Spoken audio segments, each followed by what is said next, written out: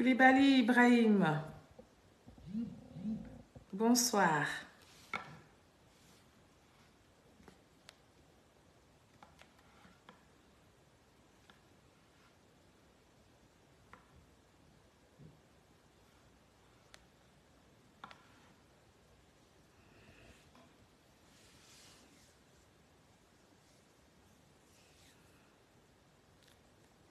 Youssouf Ouattara, bonsoir. Touré Victorien, bonsoir.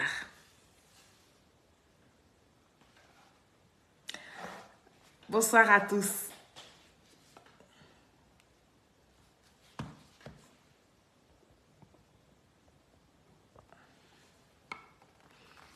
J'ai la lumière du jour dans mon direct là qui gâte un peu, hein, famille.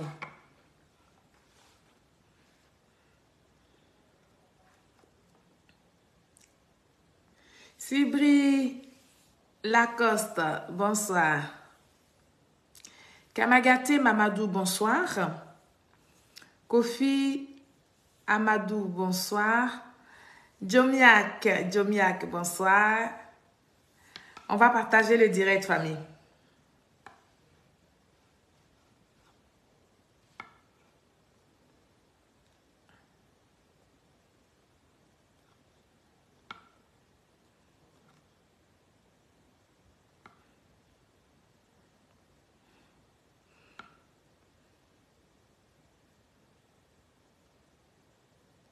Merci beaucoup, Djomiak. C'est qui ça? Nyole Giscard Ouattara, bonsoir. Soumaoro Yaya, bonsoir. Merci à tous.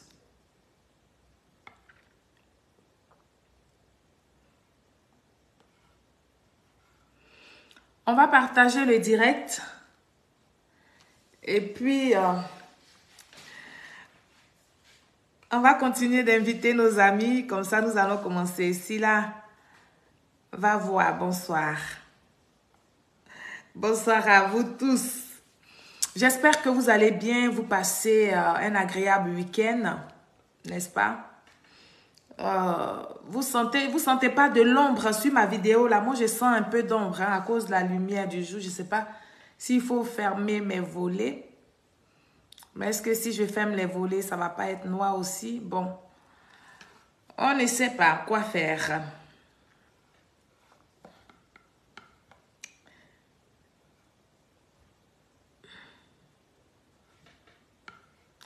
Famille, faisons le maximum de partage.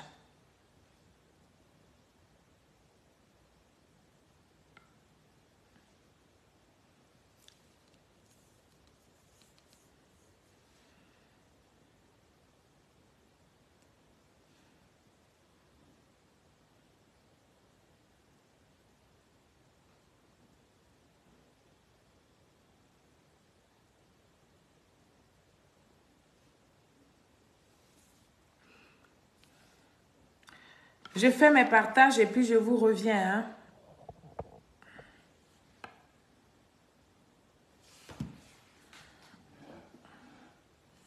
Ok.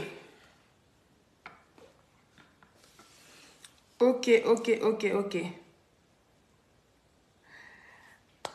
Grand frère Mustapha Benzaret Sangaré Junior. Bonsoir. Bonsoir à vous tous. Grand frère Mustapha, bonsoir. En tout cas, merci beaucoup. Merci pour ton soutien. Merci à tous ceux qui m'ont envoyé des étoiles la dernière fois. J'ai pas eu le temps de vous le dire, mais vraiment, je vous remercie. Alors, je voudrais vous expliquer que les étoiles que vous envoyez sur les directs, pour ceux qui savent comment ça se passe, c'est des sous que vous donnez, c'est des sous que vous apportez pour soutenir. Et moi, dans mon cas, les étoiles que je reçois vont me permettre, n'est-ce pas, de m'organiser mieux pour continuer de faire ce que je fais avec nos jeunes orphelins, nos jeunes enfants de la rue et nos mamans veuves, c'est-à-dire les veuves qui s'occupent seules de leurs enfants. Donc, je vous encourage, n'est-ce pas, à continuer à m'envoyer des étoiles. Quand je fais des petits réels comme ça, c'est pour juste vous demander à ce que vous participez. Oui, c'est ensemble que nous sommes forts. C'est vrai que nous sommes là, on se met là pour faire les directs, mais c'est vous qui prenez la peine de partager nos directs. C'est vous qui payez vos connexions pour nous écouter. C'est vous qui faites que nous continuons ce combat de la communication, de la vérité sur le mensonge. Donc, moi, je vous encourage à ne pas baisser les bras. Alors, j'attends un peu à ce que vous continuiez de partager et d'inviter les gens pour que nous soyons un tout petit peu nombreux pour faire passer l'information. Nous sommes toujours dans la phase de la mobilisation, de la sensibilisation, n'est-ce pas, du peuple de Côte d'Ivoire. Je vous ai mis alerte, n'est-ce pas, vigilance aux ennemis de la Côte d'Ivoire, à la communication des ennemis de la Côte d'Ivoire. Donc, je voudrais tout simplement qu'ensemble, aujourd'hui encore, vous allez avoir la parole, vous allez avoir un temps de parole pour vous exprimer, raison pour laquelle je vais encore épingler le numéro ici, qui est un numéro WhatsApp. Si vous voulez appeler, il faut appeler directement sur WhatsApp. Voilà, c'est le 00 225 05 46 52 88 61. C'est le numéro d'appel. Il est WhatsApp. On va l'épingler. Je vais épingler ce numéro-là pour que, n'est-ce pas, vous puissiez l'avoir sur l'écran et que vous puissiez participer à ce jeu, enfin, pas ce jeu, à cette communication que nous allons faire encore cet après-midi. Donc, je voudrais vous saluer.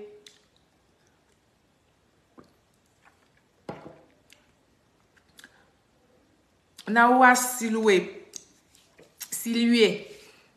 Bonsoir. Fatou Belsima, bonsoir. Alors, Asso, comment tu vas? Bonsoir, Asso. Merci à vous tous pour votre présence. Essayez de faire monter le mercure. Nous allons revenir un peu sur la sensibilisation du peuple de Côte d'Ivoire parce que c'est aussi ça. Je crois que c'est la lumière du jour. Hein. Vous voyez pas mon écran là? Ça change. Bon, chez moi ici, ça apparaît noir, ça apparaît clair. Et il y a même une partie qui est carrément couverte d'ombre. Je ne sais pas si c'est pareil chez vous. Dites-moi si vous voyez bien, si les images sont claires, comme il faut.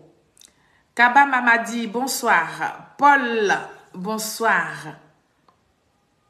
Paul le quoi? Le king portugais. Bonsoir. Boubacar, bonsoir. Hortense Guier, bonsoir. On va faire ce direct là, mais j'attends que vous faites monter un peu le mercure, s'il vous plaît, famille. Parce que c'est important quand on fait les directs et que vous continuez d'inviter vos amis. Bakary Silla, bonsoir. Bakary Silla me dit c'est propre. Ah, c'est Bakary Silla, mon fameux chéri de Yam Sokro qui veut pas m'aider là. Aidez-moi à avoir les moyens qu'il faut pour faire ce combat-là. J'ai la volonté, j'ai l'énergie. Il faut juste me faire confiance et il faut m'aider. Il faut m'aider à apporter la joie dans le cœur des enfants. Mais aujourd'hui, ce n'est pas ça le sujet. Je vous ai déjà mis des numéros Orange Money, MTN Money pour pouvoir participer si vous avez des dons à faire. Même 2000, même 3000, même 4000, même 5000 jusqu'à... Oh là là, on prend. On ne refuse rien parce que ça fait du bonheur dans le cœur de certains enfants. Donc moi, je vous encourage à avoir cette facilité de donner. Donner aux autres, c'est important. Donner aux plus faibles, c'est important. Ce que vous me donnez, ce que vous faites... vos participations, vos dons que vous donnez ne vont pas dans ma poche. Je ne prends pas pour m'acheter des vêtements, mais je vais prendre ça pour continuer les actions, n'est-ce pas, de solidarité dans le pays. Oui, nous avons tous le droit, n'est-ce pas, de poser notre pierre à l'édifice. Notre édifice, c'est la Côte d'Ivoire. Et donc, moi, étant la présidente de cette ONG-là, c'est ma façon à moi de participer aux bonnes œuvres de la Côte d'Ivoire. C'est ma façon à moi de montrer au peuple de Côte d'Ivoire que oui, sous l'ère du président son excellence Alassane Ouattara, le social est vraiment développé. Donc, je voudrais au passage faire un clin d'œil à la ministre de la solidarité et de la lutte contre la pauvreté, Madame Miss Belmont Dogo. Je voudrais vraiment lui faire un clin d'œil parce qu'elle fait un travail remarquable. Elle est partout, partout, partout. Et donc, nous autres ONG, associations et consorts, nous devons l'aider à réussir sa mission davantage.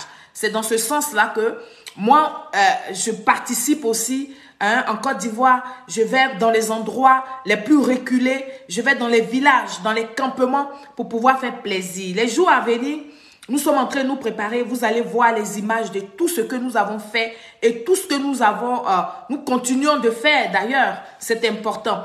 Il y a des gens qui se sont plaints pour dire que pourquoi nous partons faire du bien aux gens et puis nous filmons ça. Bon, je vais aujourd'hui répondre à cette question-là parce que les gens disent que nous, devant Dieu, la main droite ne doit pas savoir ce que la main gauche a donné et vice-versa. Mais dans ce cas-là, dans le cas de la Côte d'Ivoire, nous avons affaire à tellement de malhonnêtes que nous sommes obligés même de filmer quand on est en train de donner à manger aux gens. On est obligé de filmer pour qu'il y ait des traces, pour qu'il y ait des preuves. Parce qu'en Côte d'Ivoire, les gens mentent. Ceux qui ne veulent pas le bonheur de la Côte d'Ivoire, ceux qui veulent détruire le président son excellence Alassane Ouattara, ceux qui veulent, n'est-ce pas, mentir, hein, n'est-ce pas, sur les services que font nos, comment on appelle ça, nos ministres en Côte d'Ivoire, nous sommes obligés de tout filmer. Et moi, je filme tout. En filmant là, ce n'est pas pour me montrer, c'est pas pour que j'ai un nom. Non, j'ai déjà un nom. Mon nom c'est Solange Seri. Oui, mon nom c'est Solange Seri. Et l'autre nom qui me donne nom, c'est le président son excellence Alassane Ouattara. C'est quand je prononce le nom du président que j'ai visibilité. Donc, je ne fais pas tout ce que je fais en Côte d'Ivoire. Je ne fais pas ça pour être nommé. Je fais ça pour participer. Bon, comme nous avons eu l'habitude d'avoir affaire à des gens malhonnêtes politiquement, à des gens qui sont foncièrement méchants, à des gens qui sont hypocrites, à des gens qui sont, comment on appelle ça, égoïstes. Et donc, quand ils voient une jeune femme comme moi, aussi belle que je suis, en plus qui vit en Europe, hein, venir traîner avec les gens dans la boue là-bas, c'est-à-dire venir donner à manger à ceux qui n'en ont pas, venir rendre visite à des malades simplement. Quand je vais, des fois, je n'ai rien. Je vais juste rendre visite. Je vais juste apporter mon soutien. Je vais juste donner un peu de chaleur aux gens parce que c'est ce que j'ai en moi. Ce que j'ai en moi, c'est l'amour. C'est l'amour qui déborde. C'est l'amour de mon prochain. Et donc, ceux qui me critiquent peuvent me critiquer. Oui, dernièrement, je suis allée dans ma région. Parce que c'est aussi ça que le président de la République, son excellence Alassane Ouattara, nous demande. Il nous demande d'être auprès de nos populations. Il nous demande d'être en phase avec nos parents. Il nous demande d'être en parfaite communion avec les gens de notre région. Et donc, quand vous me voyez à Guibérois en train de faire des actions, ce n'est pas pour prendre la place de qui que ce soit. Ce n'est pas parce que je veux arracher la place de Madame la ministre. Non. Au RHDP, là, il y a tellement de places et tout le monde a sa place. Selon tes compétences, selon ce que tu vaux, le gouvernement de Côte d'Ivoire, c'est-à-dire que l'État de Côte d'Ivoire, si l'État te trouve utile, l'État va trouver une place pour toi. Donc, arrêtez de mettre les gens en palabre. Arrêtez de mettre la peur dans le cœur des uns et des autres. Arrêtez de mettre la méfiance entre les Ivoiriens, mais surtout entre nous, membres du RHDP. Oui, moi, comme je vous dis, hein, je fais mes choses, je fais ce que mon cœur me demande de faire. Et toutes les actions que je mène dans ma région, là, j'informe mes responsables politiques. Mes responsables politiques, tel jour, ils savent que tel jour, je dois aller dans tel endroit pour faire telle chose. C'est ça. Il faut participer. Il ne faut pas être dans le parti comme des morceaux de bois, comme des gens qui subissent, comme des gens qui sont assistés. Non, il faut participer. Il faut donner le meilleur de soi. Voilà. Le seul souci que j'ai, c'est que j'ai un aura qui est fort. Donc, quand je suis quelque part, on sait que je suis quelque part. Et donc, les gens pensent que je vais prendre des positions où je vais arracher la place des gens. Il n'est point question de ça. Au contraire, je veux que nous soyons en parfaite solidarité, en parfaite harmonie pour que nous puissions œuvrer pour le RHDP. Parce que Guibérois est une ville difficile. Guibérois est une ville compliquée. Et donc, il faut cette cohésion-là entre nous, responsable du RHDP pour que pour que le RHDP demeure à Guibérois. Il ne faut pas laisser des fissures, des frustrations. Il ne faut pas écraser les autres. Il ne faut surtout pas minimiser les autres. Il faut considérer tout le monde à sa juste valeur. C'est de ça qu'il s'agit. C'est pour ça que quand vous me voyez avec la population, avec les gens, ce n'est pas pour prendre la place de qui que ce soit. J'ai ma place que Dieu m'a donnée. Voilà. Et c'est cette place-là, c'est dans cette route que Dieu a tracée pour moi. C'est dedans que je suis. Donc, je ne cherche pas de poste. Je ne cherche pas quoi que ce soit. Mais j'ai la capacité et puis j'ai tous les atouts d'avoir un poste. Et donc, si au RHDP, on me donne un poste, je vais prendre ça même. Ça, il faut que je vous dise. Je vais prendre ça et puis je serai à la hauteur du poste qu'on m'aura donné.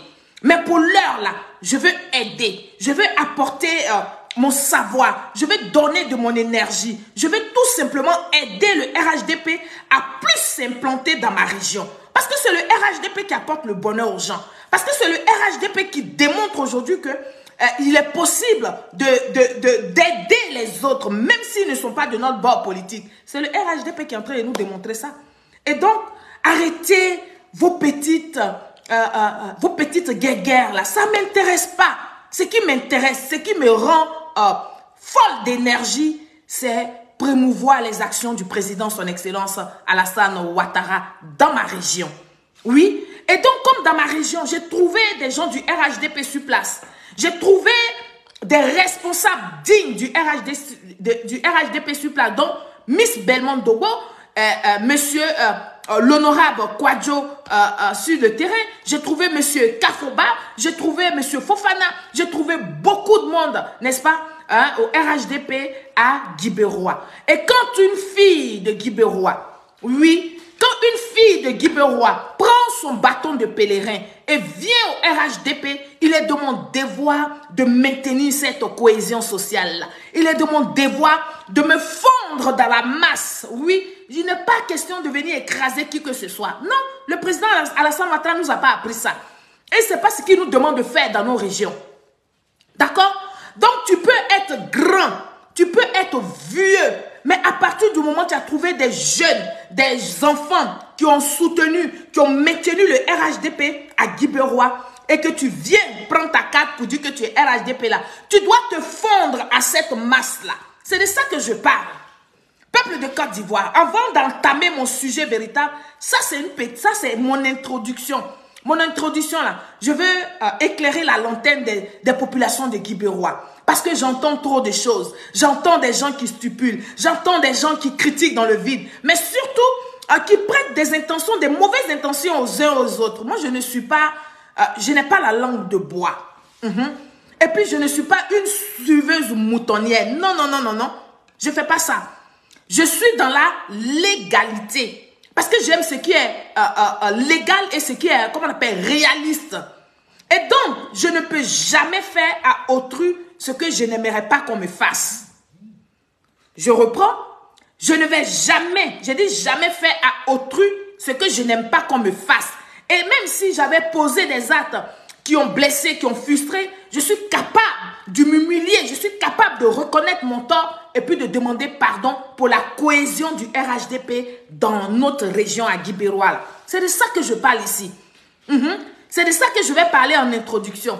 Donc, vous, les mauvaises langues, vous, les irresponsables, parce que oui, vous êtes des irresponsables, vous qui êtes cachés, tapis dans l'ombre, et puis vous tirez des ficelles à gauche, à droite, là, ne comptez pas sur moi pour emmener la discorde au RHDP à Guibérois. Ne comptez vraiment pas sur moi pour que vous prospérez dans votre esprit de division du parti RHDP à Guibérois. Comptez sur moi pour que je travaille pour la cohésion sociale. Comptez sur moi pour que je sois là, pour que entre nous là, on sente l'union et la fraternité à Guibérois. Famille, on va fermer la petite parenthèse de Guibérois parce que ça sera un autre jour que je vais prendre un autre temps pour m'étaler complètement sur la situation à Guibérois parce que bientôt, c'est les élections. C'est les élections municipales et régionales. Donc, nous allons en parler dans tous les cas. Nous n'allons pas nous taire. Nous allons dénoncer ce qu'il y a à dénoncer dans l'intention et dans le but d'emmener le RHDP à la victoire. Alors, nous allons faire ce petit direct-là. De quoi il est question? Nous allons rappeler des faits. Je vais donc vous faire écouter ce petit élément vidéo, n'est-ce pas, qui concerne... Nous sommes toujours dans la dynamique de ceux qui se plaignent de ne pas voir le nom de M. Laurent Gbagbo sur la liste électorale, n'est-ce pas? Et donc, je voudrais qu'on comprenne. Parce que j'ai entendu quelqu'un dire, un membre du PPACI dit que M. Laurent Gbagbo n'avait jamais pris de loi, n'avait jamais pris de décret, j'allais dire, pour empêcher le président, son excellence Alassane Ouattara, d'être candidat à une élection en Côte d'Ivoire. Et donc, je vous ai mis le numéro, je vous ai épinglé le numéro qui est le 00225 05 46 52 88 61. C'est le numéro que vous devez appeler. Mais avant d'appeler pour donner votre point de vue, pour intervenir sur la question, nous allons écouter d'abord la vidéo dont il est question. C'est toujours, je reprends quelques propos de Yves Haipo parce que c'est important. En disant à la CEI, n'est-ce pas, de n'avoir pas à chercher M. Laurent Gbagbo là où il se trouve pour lui remettre une plainte. Donc, on va écouter d'abord les propos de Yves Haipo. Après, comme je disais hier, on va remettre les propos du président de la CEI qui va plus s'étaler sur la question et puis nous allons avancer dans ce débat-là, n'est-ce pas, où vous allez appeler pour intervenir. Donc, je vais vous faire écouter les propos de ce monsieur qui s'est dit juriste et qui est communicant du PPACI. On l'écoute ici ensemble. Donc, bonjour à tous les Ivoiriens, à tous les Africains qui me suivent au jour le jour, à tout le monde du FRUIA, à tous les résistants à travers l'Afrique, à travers le monde. Bon. J'aimerais vous dire bonjour. Pause. FRUIA là même, là, ça n'existe plus. Hein. Mais il faut qu'ils disent FRUIA seulement. Ça existe maintenant seulement dans la bouche parce qu'il est resté seul dans son FRUIA là. On l'écoute jusqu'au bout. On l'écoute et puis vous pouvez intervenir. Ivoiriens, Ivoiriennes, chers amis africains, aujourd'hui nous allons parler très rapidement du fait que le RDR s'est permis de retirer le président Laurent Gbagbo et le ministre Charles de Goudet ainsi que Soro Guillaume de la liste électorale. J'en parlais déjà depuis l'année dernière. En ce qui concerne le président Laurent Gbagbo, il s'agit de l'affaire de la BCAO. Donc, le gouvernement Ouattara insiste sur le fait que le président Laurent Gbagbo ait braqué la BCAO. Et comme Alassane Ouattara est tellement généreux, il est tellement gentil, il aime tellement le président Laurent Gbagbo. Oui, le président, son excellence Alassane Ouattara, c'est pas par ironie que tu le dis, hein. Même si toi, tu le dis par ironie, moi, je viens pour certifier que le président, son excellence Alassane Ouattara, est trop généreux avec vous, les ennemis de la Côte d'Ivoire. Le président Alassane Ouattara est trop large avec vous qui voulez que la Côte d'Ivoire prenne feu. Donc, pour cela, là, tu peux le dire avec ironie, tu peux le dire avec moquerie. Mais moi, je certifie cela en te confirmant que vraiment, oui, le président, son excellence Alassane Ouattara, il est trop généreux. Parce que quand on regarde tout ce que vous avez fait depuis 2020, oui, depuis 2020, même on va aller plus loin, on va dire quand on regarde ce qu'on fait depuis 2010, on va aller plus loin. Quand nous avons vécu tout ce que nous avons vécu en Côte d'Ivoire, et qu'aujourd'hui, nous constatons au nom d'une paix, au nom de la réconciliation, mais surtout à cause de ce que le président, son excellence Alassane Ouattara, est un homme large, est un homme généreux, est un homme ouvert, mais est un homme tolérant. Quand on regarde que tous ceux qui se sont dit en exil, les gens comme les Damana Picasse, les gens comme les Kone Katina, les gens comme qui encore les Stéphane Kipré, qui ont posé des actes très graves en Côte d'Ivoire. Et pour certains, pour Stéphane Kipré, qui a posé des actes étant en dehors de la Côte d'Ivoire, où le gouvernement de Côte d'Ivoire a déjoué, n'est-ce pas, tous ces faux coups-là, le gouvernement de Côte d'Ivoire a les preuves de ça. Et puis aujourd'hui, on regarde que ces gens-là que je viens de citer, mais sont libres de leur mouvement en Côte d'Ivoire. Ok, oui, nous sommes fiers, nous pouvons être fiers pour dire que le président, son excellence Alassane Ouattara, est généreux. Donc tu ne le dis pas par ironie, cher frère. Tu ne le dis pas par ironie. Les actions, les actes du président nous démontrent que c'est un homme généreux. On va continuer de l'écouter parce que ils veulent mettre ça en foutaise. Mais tant que nous sommes sur la toile, tant que moi je suis là, tant que j'ai cette énergie-là, tant que Dieu se permet de renouveler mon souffle de vie, vous n'allez pas vous moquer du président, son excellence Alassane Ouattara. Non, nous on sera là pour relever l'image du président. On sera là pour féliciter le président. On sera là pour lui accorder notre confiance. C'est de ça qu'il s'agit, hein, là où on parle, la famille. Et donc, si vous voulez intervenir, vous pouvez intervenir avec le numéro qui est le 00225 05 46 52 88 61. C'est un numéro WhatsApp. Vous pouvez appeler pour intervenir. On continue de l'écouter. Donc, bonjour à tous les Ivoiriens, à tous les Africains qui me suivent au jour le jour, à tous les membres du FRUIA, à tous les résistants à travers l'Afrique, à travers le monde. J'aimerais vous dire bonjour, je suis Ivaïpo, Ivoirien, Ivoirienne, chers amis africains. Aujourd'hui, nous allons parler très rapidement du fait que le RDR s'est permis de retirer le président Laurent Gbagbo et le ministre Charles de Goudet, ainsi que... Pause. En plus, ce n'est pas le RDR qui s'est permis de retirer le président, votre président, M. Laurent Gbagbo. Non, c'est la justice de Côte d'Ivoire qui a tranché, n'est-ce pas? M. Laurent Gbagbo a des peines dans son casier judiciaire. M. Laurent Gbagbo a un casier judiciaire.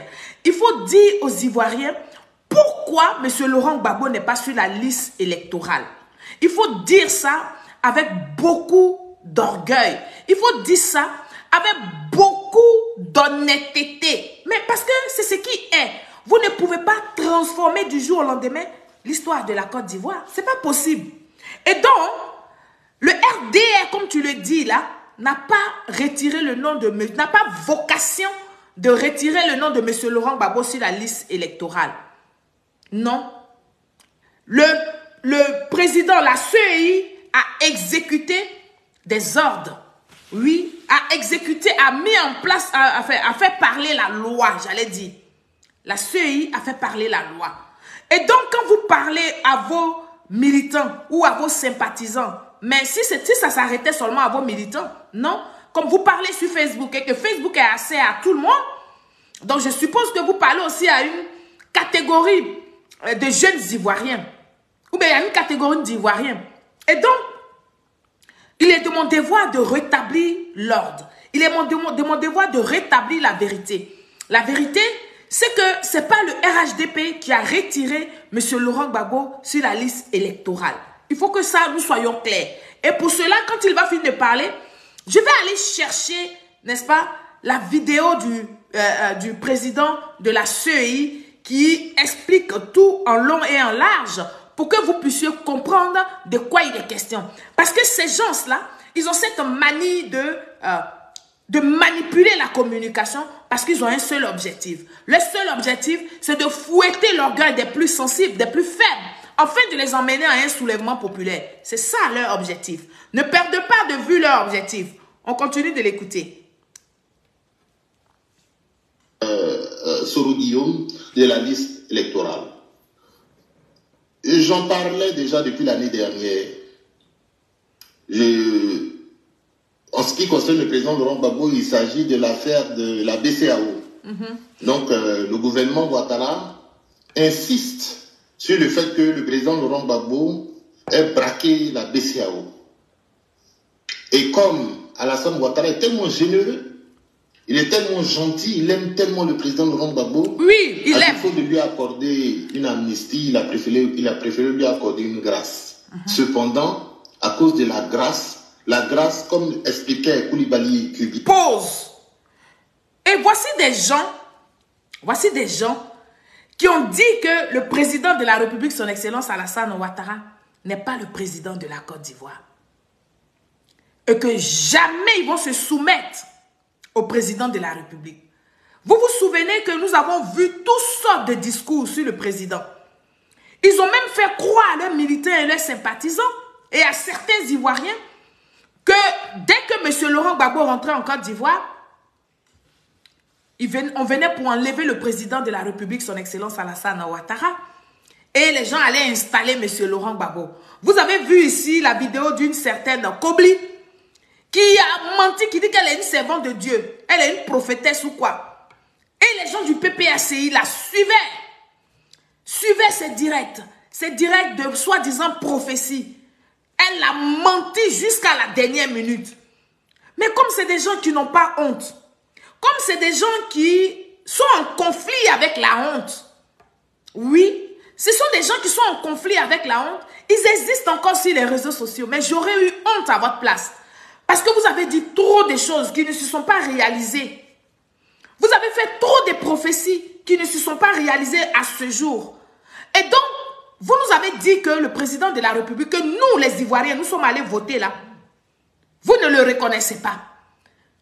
Pourquoi vous insistez sur l'amnistie là? Pourquoi vous insistez dessus? Alors, qui doit prendre ce décret là? Qui doit prendre cette décision? Qui doit signer le document d'amnistie là? C'est qui? Donc, si c'est le président de la République, son Excellence Alassane Ouattara, vous convenez avec moi que vous avez traîné dans la boue, vous avez roulé dans la farine, tous ceux qui vous suivent. Et là encore, vous êtes incapables de mettre stop à vos différents mensonges, de mettre stop à vos manipulations, et puis de venir aux faits réels, expliquer à vos militants, expliquer à vos sympathisants, pourquoi M. Laurent Gbagbo ne figure pas sur la liste électorale? Ça, vous n'en avez pas la force. Et vous êtes incapable de dire à vos suiveurs, de dire à tous ceux qui militent pour vous, qu'il n'y a qu'une seule personne qui a pouvoir, je dis bien qui a pouvoir de décision pour amnistier votre mentor, M. Laurent Gbagbo. Pourquoi vous êtes incapable de le dire? Et c'est cette façon de ne pas être humble. C'est cette façon de ne pas reconnaître que c'est Dieu qui a établi le président, son Excellence Alassane Ouattara. C'est pour ça que votre souffrance là dure. Et votre souffrance va encore durer.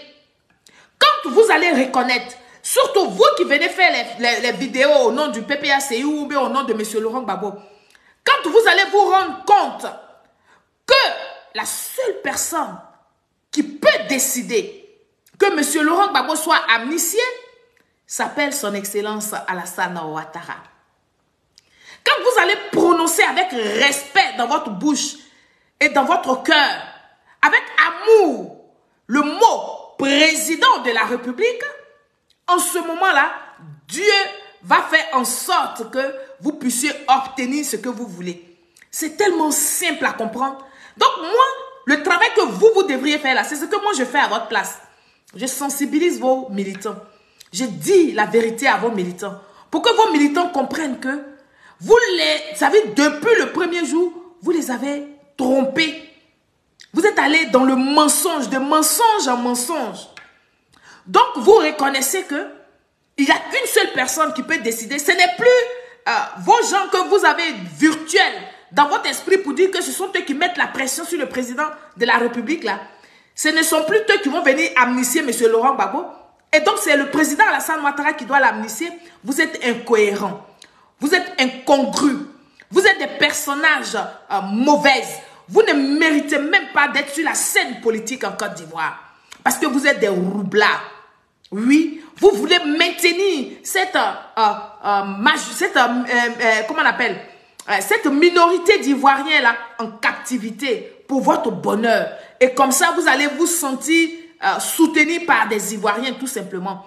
Mais sinon, l'Ivoirien vrai, l'Ivoirien, comment on appelle ça, démocrate, l'Ivoirien patriote surtout, comprend que vous êtes incohérent. Vous dites quelque chose le matin et l'après-midi, vous changez, vous dites son contraire. Ici, quand je fais cette démonstration, c'est pour vous dire au peuple de Côte d'Ivoire qu'ils ont tous, ils se sont rendus compte de l'évidence qui est que c'est le président, son excellence Alassane Ouattara, qui peut décider si M. Laurent Gbagbo doit être amnistié ou pas. Famille, je vous demande de continuer de partager le direct parce qu'il faut que les Ivoiriens qui sont dans les villages comprennent la situation. Oui, puisque ce sont eux, les mêmes là, qui ont maintenu une communication où ils parlaient, où ils disaient que le président de la République n'était pas le président de la Côte d'Ivoire. Ils ont poussé les Ivoiriens à l'irréparable en 2020.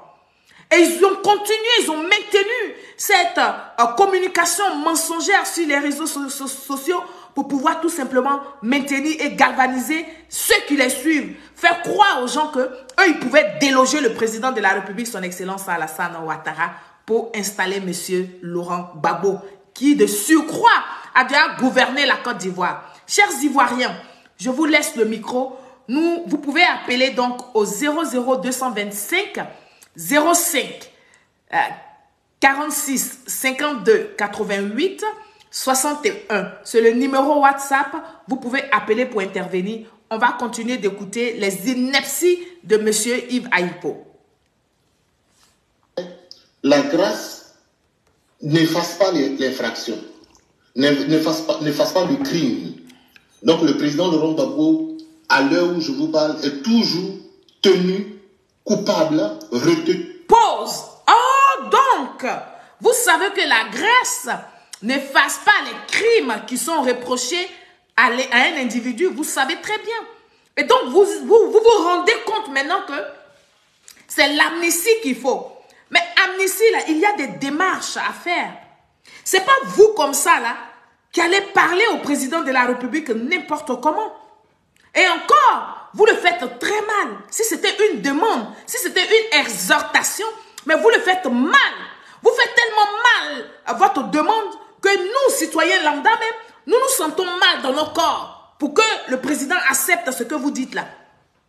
C'est-à-dire que vous n'êtes pas habité d'aucune humilité. Vous n'êtes même pas habité d'une compassion. Non, pour vous là, vous devez obtenir les choses comme vous le désirez. Et vous vous rendez compte, au fur et à mesure du temps, comme le temps est l'autre nom de Dieu, vous vous rendez compte que vous ne pouvez pas y parvenir avec vos menaces, avec vos injures, avec vos durcissements de ton, ça tombe, n'est-ce pas, à l'eau. Et donc, vous réalisez que M. Laurent Gbagbo, aujourd'hui, là, il a besoin d'être amnistié. Qu'est-ce que vous devez donc faire? Qu'est-ce que vous devez faire? Vous devez déjà commencer à désarmer, n'est-ce pas, vos paroles. Parce que vous êtes vraiment méchant quand vous parlez. Vous êtes agressif à tous les points de niveau. À tout point de niveau, vous êtes agressif. Vous agressez le président de la République et vous voudriez qu'il se soumette à votre agressivité. C'est incroyable. Le président de la République, même si vous ne l'aimez pas, mais vous êtes aussi dans le pays, donc vous devez quand même réaliser qu'il a des sympathisants, qu'il a des gens qui l'aiment, qu'il a des militants qui l'adorent aussi. Et donc, ce que vous ne voudriez pas qu'on fasse à M. Laurent Gbagbo là, pourquoi vous voulez faire ça au président son excellence Alassane Ouattara? Chers Ivoiriens, je vous dis que vous pouvez appeler. Oui, qui appelle? Mais ça passe pas ici, pourquoi? Vous pouvez appeler au 00225 05 46 52 88 61. On va continuer d'écouter Yves Aïpo. Coupable, responsable du braquage de la BCEAO. Il est coupable. Alors la question que tous les intellectuels se posent à travers le monde, c'est que est-ce que le gouvernement Ouattara a pu informer le président Laurent Gbagbo de la poursuite? Parce que dans la loi, ils sont obligés de notifier. Bon, on se rend compte que le gouvernement Ouattara, au travers de son avocat, dit que oui, ils ont réussi à notifier, mais ils ont notifié à Cocody. Ils disent qu'ils sont allés à la résidence du président Laurent Gbagbo, donner la notification là-bas. Et ils ont trouvé une dame là-bas. Donc ça veut dire que le gouvernement ne sait pas où était le président Laurent Gbagbo. Le gouvernement estime que le président Laurent Gbagbo logeait toujours là-bas. Donc, ils ont notifié Gbagbo. Ils ont informé Gbagbo à Cocody. Eh bien, quand on fouille, on retourne un peu en arrière, on se rend compte que le gouvernement a déporté Gbagbo, en fait, à la CPI. Donc, tous les intellectuels au travers de l'Afrique, au travers du monde, les gens se demandent, mais, donc, ils l'ont déporté à la CPI, et puis quelques années plus tard, ils se demandent où est Gbagbo. Donc, ils font de la mauvaise foi. C'est le premier problème que ça pose. Ok. Alors, comme il est dans une mission, non seulement ça, d'ironiser sur les faits, de mentir, nous, on va être dans une mission de vérité. On va apporter... Ok, on va prendre l'appel. On va prendre cet appel-là. Allô, bonjour. Allô? Allô? Oui, bonjour. Allô, madame. Bonjour. Oui, maman chérie. Merci. On vous Comment écoute. ça Ça va très très bien, merci beaucoup. On vous écoute pour votre intervention. Dieu merci. Dieu merci beaucoup. Juste vous dire merci pour tout le travail que vous faites pour le RLDP. Et que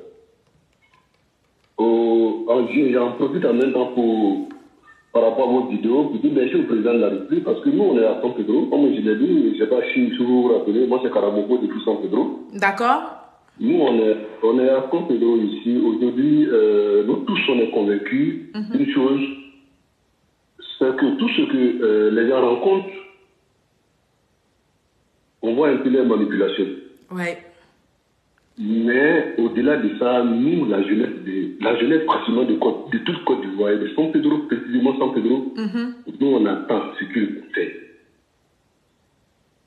Parce que tout le travail que le président a fait aujourd'hui au niveau des centres de aujourd'hui, une fois, je vous ai dit que les travaux avaient déjà commencé, mais c'est fini actuellement. Tout à fait. Actuellement, on tend vers San Pedro. Tout à fait. Vers des grands délégués, disons. Mais on ne peut pas laisser tous ces trucs-là et puis ceux qui sont en train de nous manipuler. C'est clair. Jamais de la vie.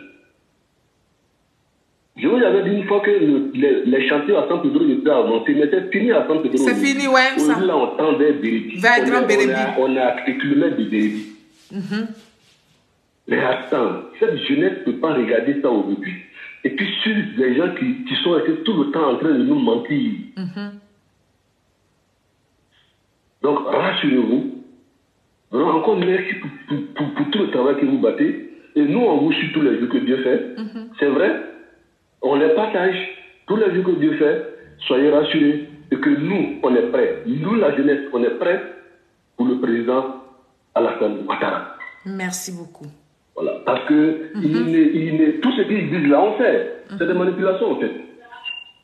Ouais. Parce qu'ils voient la vérité, mais ils veulent dévier. Tout à fait. Vraiment, encore merci, madame. Merci pour vous. Je vais appeler encore quand je serai encore inspiré. D'accord. Je vais vous appeler. D'accord. Merci, madame. Merci beaucoup pour votre participation. Merci, frère. Merci.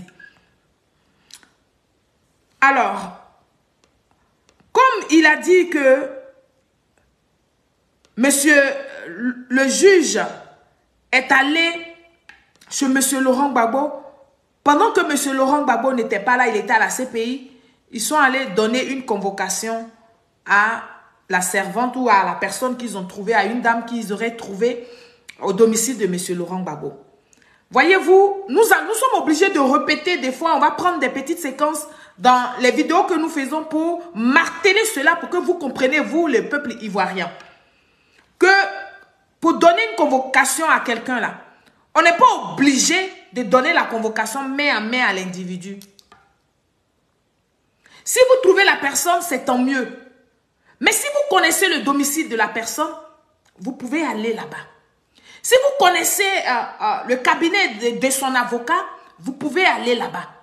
Si vous connaissez la commune où il vit, vous pouvez vous adresser à la mairie de cette commune-là.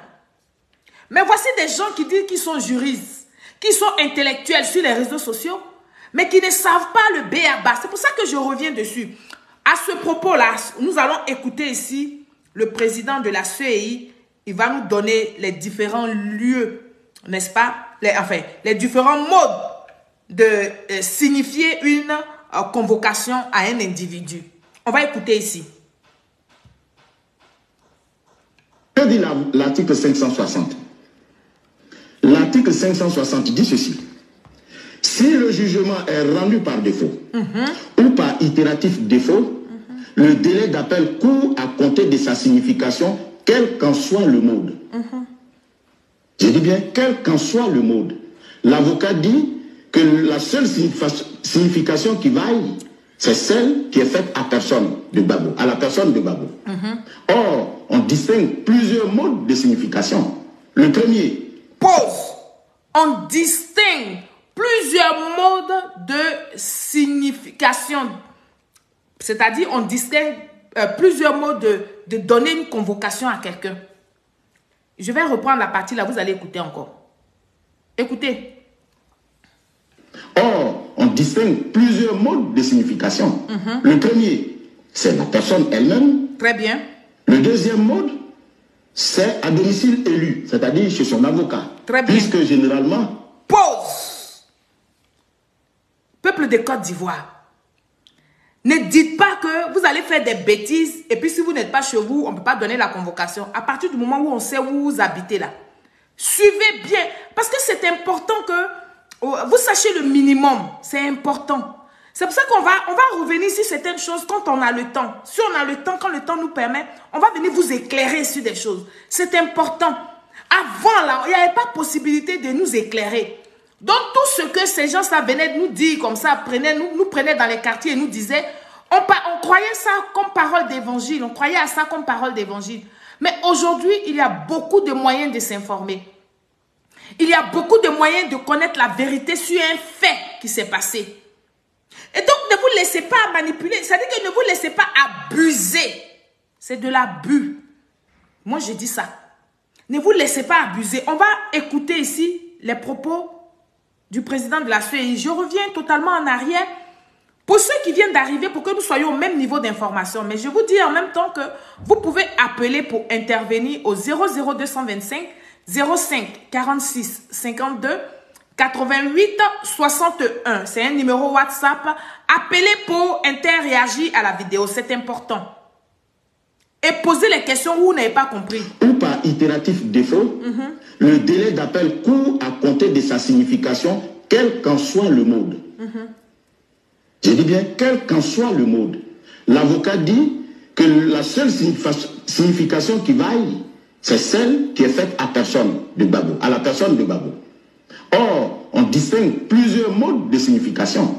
Le premier, c'est la personne elle-même. Le deuxième mode, c'est à domicile élu, c'est-à-dire chez son avocat. Puisque généralement, quand l'avocat présente sa lettre de constitution, il dit « Mon client, lequel élit par la présente et des suites, élection à mon cabinet. » Deuxièmement, on peut faire la signification à parquet, lorsque on n'a ni domicile, ni résidence connue de la part de la personne concernée. On peut faire également la signification à mairie, quand on connaît l'adresse, mais qu'on n'a trouvé personne au domicile de la personne. Voilà en fait les différents modes. Voilà. Alors, je ne sais pas si toi tu ne m'as pas suivi, toi qui viens demander quel est le but de la vidéo là où tu fais exprès. Mais tout ça, ça fait partie des choses que nous faisons. Alors, je vous ai fait cette démonstration pour que vous compreniez que celui qui se traite, celui qui se prend pour juriste sur les réseaux sociaux, qui est du PPACI là, il est en train de vous manipuler. Soit c'est par ignorance, il ne sait pas comment on apporte une notification à quelqu'un. Soit il sait, mais il a décidé de vous cacher la vérité pour continuer de faire passer M. Laurent Gbagbo pour une victime. C'est ça le but de ma vidéo. C'est le but de ma vidéo, c'est ça qui est là. C'est de ressortir la manipulation, le mensonge que font nos ennemis. Parce que ce ne sont pas des adversaires. Ce sont nos ennemis. Ce sont les ennemis de la République de Côte d'Ivoire. Donc, je vous remets ça. Je vais d'abord vous remettre les propos de Yves Aipo. Et puis après, vous allez écouter les propos du président de la CEI. Écoutez-le. Il fait l'étonner. Sinon, il fait la victimisation. Il se comporte comme quelqu'un qui connaît tellement les lois de la Côte d'Ivoire, qui connaît tellement comment il faut que les choses se passent. Et donc, il veut faire croire à tous ceux qui l'écoutent que la justice de Côte d'Ivoire n'a pas respecté cette façon de faire, cette façon d'apporter une notification à M. Laurent Gbagbo. C'est ça que je veux vous faire comprendre. Je vais vous faire comprendre qu'il veut vous emmener à vous faire croire que la justice ivoirienne n'a pas respecté les normes pour envoyer pour notifier une convocation à M. Laurent Gbagbo. Écoutez bien ces propos, puis je vais vous remettre le président de la CEI. Vous pouvez toujours appeler au 00225 05 46 52 88 61 pour intervenir. On écoute Iba Hippo. Donc bonjour à tous les Ivoiriens, à tous les Africains qui me suivent au jour le jour, à tous les membres du FRUIA, à tous les résistants à travers l'Afrique, à travers le monde. J'aimerais vous dire bonjour, je suis Iba Hippo, Ivoirien, Ivoirienne, chers amis africains. Aujourd'hui, nous allons parler très rapidement du fait que le RDR s'est permis de retirer le président Laurent Gbagbo, le ministre Charles de Goudet, ainsi que... Pause. Et quand ils parlent, eux tous, et puis ils disent RDR, c'est parce qu'ils n'acceptent pas que d'autres ethnies soient dans le RHDP là.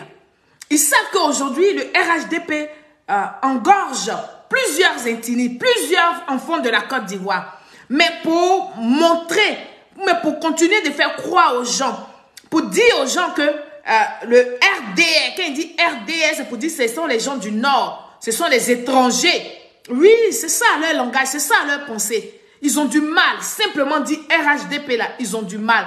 Parce que pour eux, ils ont pensé que RHDP, c'était M. Henri Konan Bédier qui faisait que ça s'appelait RHDP. Non! Non! RHDP là, c'est pas Henri Konan Bédier qui faisait que ça s'appelait RHDP. On dit que c'est le rassemblement des oufouettistes. RHDP. Le rassemblement des oufouettistes. Mais les gores, les détruisants de la Côte d'Ivoire, ils ont du mal à accepter. C'est pour ça que vous voyez, nous les bêtés, qui, moi, Série Solon, je suis au RHDP, vous voyez les coups que je prends. Mais comme je ne réponds pas à ça, parce que je suis la fille du président, son excellence Alassane Ouattara.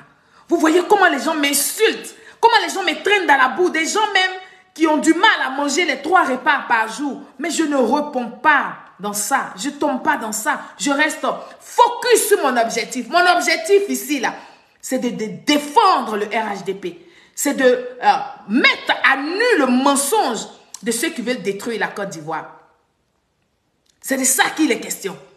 Donc, on va continuer de l'écouter, appuyer sur... Il peut même dire le RDR. Nous, on prend. Tout ce qu'ils vont dire là, on prend. L'essentiel qu'aujourd'hui, beaucoup d'Ivoiriens ont compris leur supercherie. Beaucoup d'Ivoiriens ont compris que c'est des bras cassés, c'est des pieds cassés. Mais ces Ivoiriens-là ne sont pas libres. Donc, ils ne peuvent pas officiellement s'affirmer pour les quitter. Ils ne sont pas assez courageux comme nous autres, les séries Solange là. Ouais. Ils ne sont pas assez courageux. Donc, ils ont peur de dire que les Gbagbo là sont dans le faux. Ils ont peur. Ils ont peur de quoi? Ils ont peur du rejet de leurs parents. C'est des gens qui sont encore au biberon. Oui, c'est comme ça que moi je les appelle. Quelqu'un qui ne peut pas s'affirmer. Quelqu'un qui ne peut pas être responsable de ses actes. C'est quelqu'un qui prend encore le biberon. C'est quelqu'un qui est encore sous les jupons de ses parents. Oui. C'est de ça qu'il est question. Donc ils disent RDS, ça ne me froisse pas moi. Au contraire, je suis fière. Et puis même, je regrette pourquoi je n'ai pas connu ce RDR. Pourquoi je ne suis pas rentrée quand ça s'appelait RDR. J'ai des regrets. Mais comme Dieu fait chaque chose bonne à son temps, je suis au RHDP Pignan. Vous allez insulter quand ça fait rien même. Ça glisse comme ça sur mon corps. Je ne vois même pas les injures. Je vois le travail que le président, son excellence Alassane Ouattara fait. Oui, je vois comment le RHDP transforme la Côte d'Ivoire. Et donc nous, qui sommes les communicants du RHDP, quand nous sommes sur les réseaux sociaux, pendant que le RHDP fait le travail du terrain, nous on doit faire le travail du mental. On doit mener les Ivoiriens à être au même niveau de l'avancement du développement de la Côte d'Ivoire. Oui, parce que le RHDP ne peut pas se fatiguer, le président de la République ne peut pas nous donner tout ce qu'il y a en Côte d'Ivoire là. Et puis vous allez garder vos mentalités là, vos mentalités de Parlement et Agora, vos mentalités de cours communes, vos mentalités de Bérédrome, vos mentalités de mensonges là. C'est ça, c'est à ça que nous travaillons. C'est pour ça qu'on met à nu tout le mensonge de ces gens-là. Écoutez-le. Soro Guillaume de la liste électorale. J'en parlais déjà depuis l'année dernière. En ce qui concerne le président Laurent Gbagbo, il s'agit de l'affaire de la BCEAO. Donc, le gouvernement Ouattara insiste sur le fait que le président Laurent Gbagbo ait braqué la BCEAO. Et comme Alassane Ouattara est tellement généreux, il est généreux, il est tellement gentil, il est gentil. C'est pour ça que vous, comme ça là aussi, vous dites tout et n'importe quoi. Et puis vous êtes tranquille, vous n'êtes pas inquiété. Il est généreux, le président son excellence Alassane Ouattara. C'est pas faux, il soutient ça. À défaut de lui accorder une amnistie, il a préféré lui accorder une grâce. Cependant, à cause de la grâce, on accorde une amnistie à quelqu'un qui est condamné, à quelqu'un qui est coupable. Mais vous, dans votre cas, vous dites que M. Laurent Gbagbo n'est pas coupable parce que la CPI l'a libéré. Donc pourquoi vous voudriez que le président de la République, son excellence Alassane Ouattara, prenne une loi d'amnistie pour amnistier M. Laurent Gbagbo? Peuple de Côte d'Ivoire, ouvrez vos oreilles. Je reprends. Je dis, on accorde l'amnistie à quelqu'un qui a été condamné coupable. Oui. Mais ceux-là, ils disent que M. Laurent Gbagbo n'a jamais été coupable, n'est pas coupable parce que la CPI l'a libéré. Parce que tellement ils ont menti à leurs suiveurs, ils ont fait croire à leurs suiveurs que les chefs d'accusation qui pesaient sur M. Laurent Gbagbo et à la CPI, c'était pour ces mêmes chefs d'accusation que M. Laurent Gbagbo était condamné en Côte d'Ivoire. Et comme le mensonge prend l'ascenseur, ils ont maintenu ce mensonge pendant plusieurs années. Et aujourd'hui, la vérité les rattrape. La vérité qui nous démontre que M. Laurent Gbagbo a été jugé pour d'autres chefs d'accusation à la CPI qui n'ont strictement rien à voir avec ce dont on lui reproche, la justice de Côte d'Ivoire lui reproche. Ils ont fini par arriver à l'évidence. Ils ont fini par être réalistes. Ils ont fini par comprendre qu'ils ont perdu du temps à maintenir le mensonge de la communication. Mais comment faire pour rattraper cela? Parce qu'aujourd'hui, s'ils rattrapent cela, s'ils reconnaissent que M. Laurent Gbagbo est condamné véritablement en Côte d'Ivoire pour les faits qui lui sont reprochés, ils ne vont peut-être pas avoir beaucoup de militants encore. On va prendre cet appel. Allô, bonjour. Oui, allô, bonsoir, Madame Solange Ferry. Bonsoir. Moi, c'est Cyclone. Cyclone, on vous écoute pour votre intervention. D'abord, je vous dis bonsoir à tous les auditeurs. Je vous dis merci, la maman au maire Solange Ferry. Merci. Pour tout ce que vous faites pour la Côte d'Ivoire. Merci pour vos courages. Merci pour votre temps. Merci d'avoir donné des bons conseils à tous les citoyens ivoiriens qui ont vu ce président passer jusqu'à absolument. On vous dit merci à vous tous. Merci à vous aussi. Mais Madame Solange Ferry, ce soir, moi, je voulais m'adresser à la nouvelle génération, les jeunes qui sont nos frères et nos sœurs ivoiriennes qui vivent en Côte d'Ivoire. On vous écoute. Ces jeunes frères, ces jeunes sœurs, toute la population de Côte d'Ivoire, surtout toute la population de l'Afrique de l'Ouest, dans chaque pays, tout le monde sait ce qui s'est passé en Côte d'Ivoire. Le passé, si on veut toujours rester dans le passé, c'est de créer la haine à toutes les victimes. Mais Dieu merci, aujourd'hui, la Côte d'Ivoire, on a eu un président, je vais être bref. Et tu peux parler, on a le temps, il ne faut pas être bref, il faut parler pour que les Ivoiriens comprennent, on a le temps, il faut parler. Ok, il n'y a pas de problème. Tous les Ivoiriens qui vivent dans le temps, dans le temps de Bédier, tous ceux qui ont vécu tant de Bédier, tous ceux qui ont vécu tant de Gbagbo Laurent, qui ne parlent pas de Guéhi, qui ne repose en paix, parce que lui, c'était chap-chap. Tous Tout le monde sait comment ça s'est passé. On sait comment Guéhi est mort. On sait comment les citoyens ivoiriens étaient assassinés. On sait comment Charnay s'est passé en Côte d'Ivoire. C'est des enfants d'autrui. On devrait protéger tous les Ivoiriens. Mais c'est le contraire, on a vu. Pour être dirigeant d'un pays, qu'est-ce qu'on fait? La première des choses, c'est de garantir la sécurité de ses citoyens. Exactement. Et les biens. D'abord chercher à les faire manger. Aller chercher ailleurs, venir les donner. Ça ne peut pas se passer tant qu'on ait confiance en vous. C'est clair. Il faut avoir la capacité. Il y a 3 personnalités qu'on parle d'eux.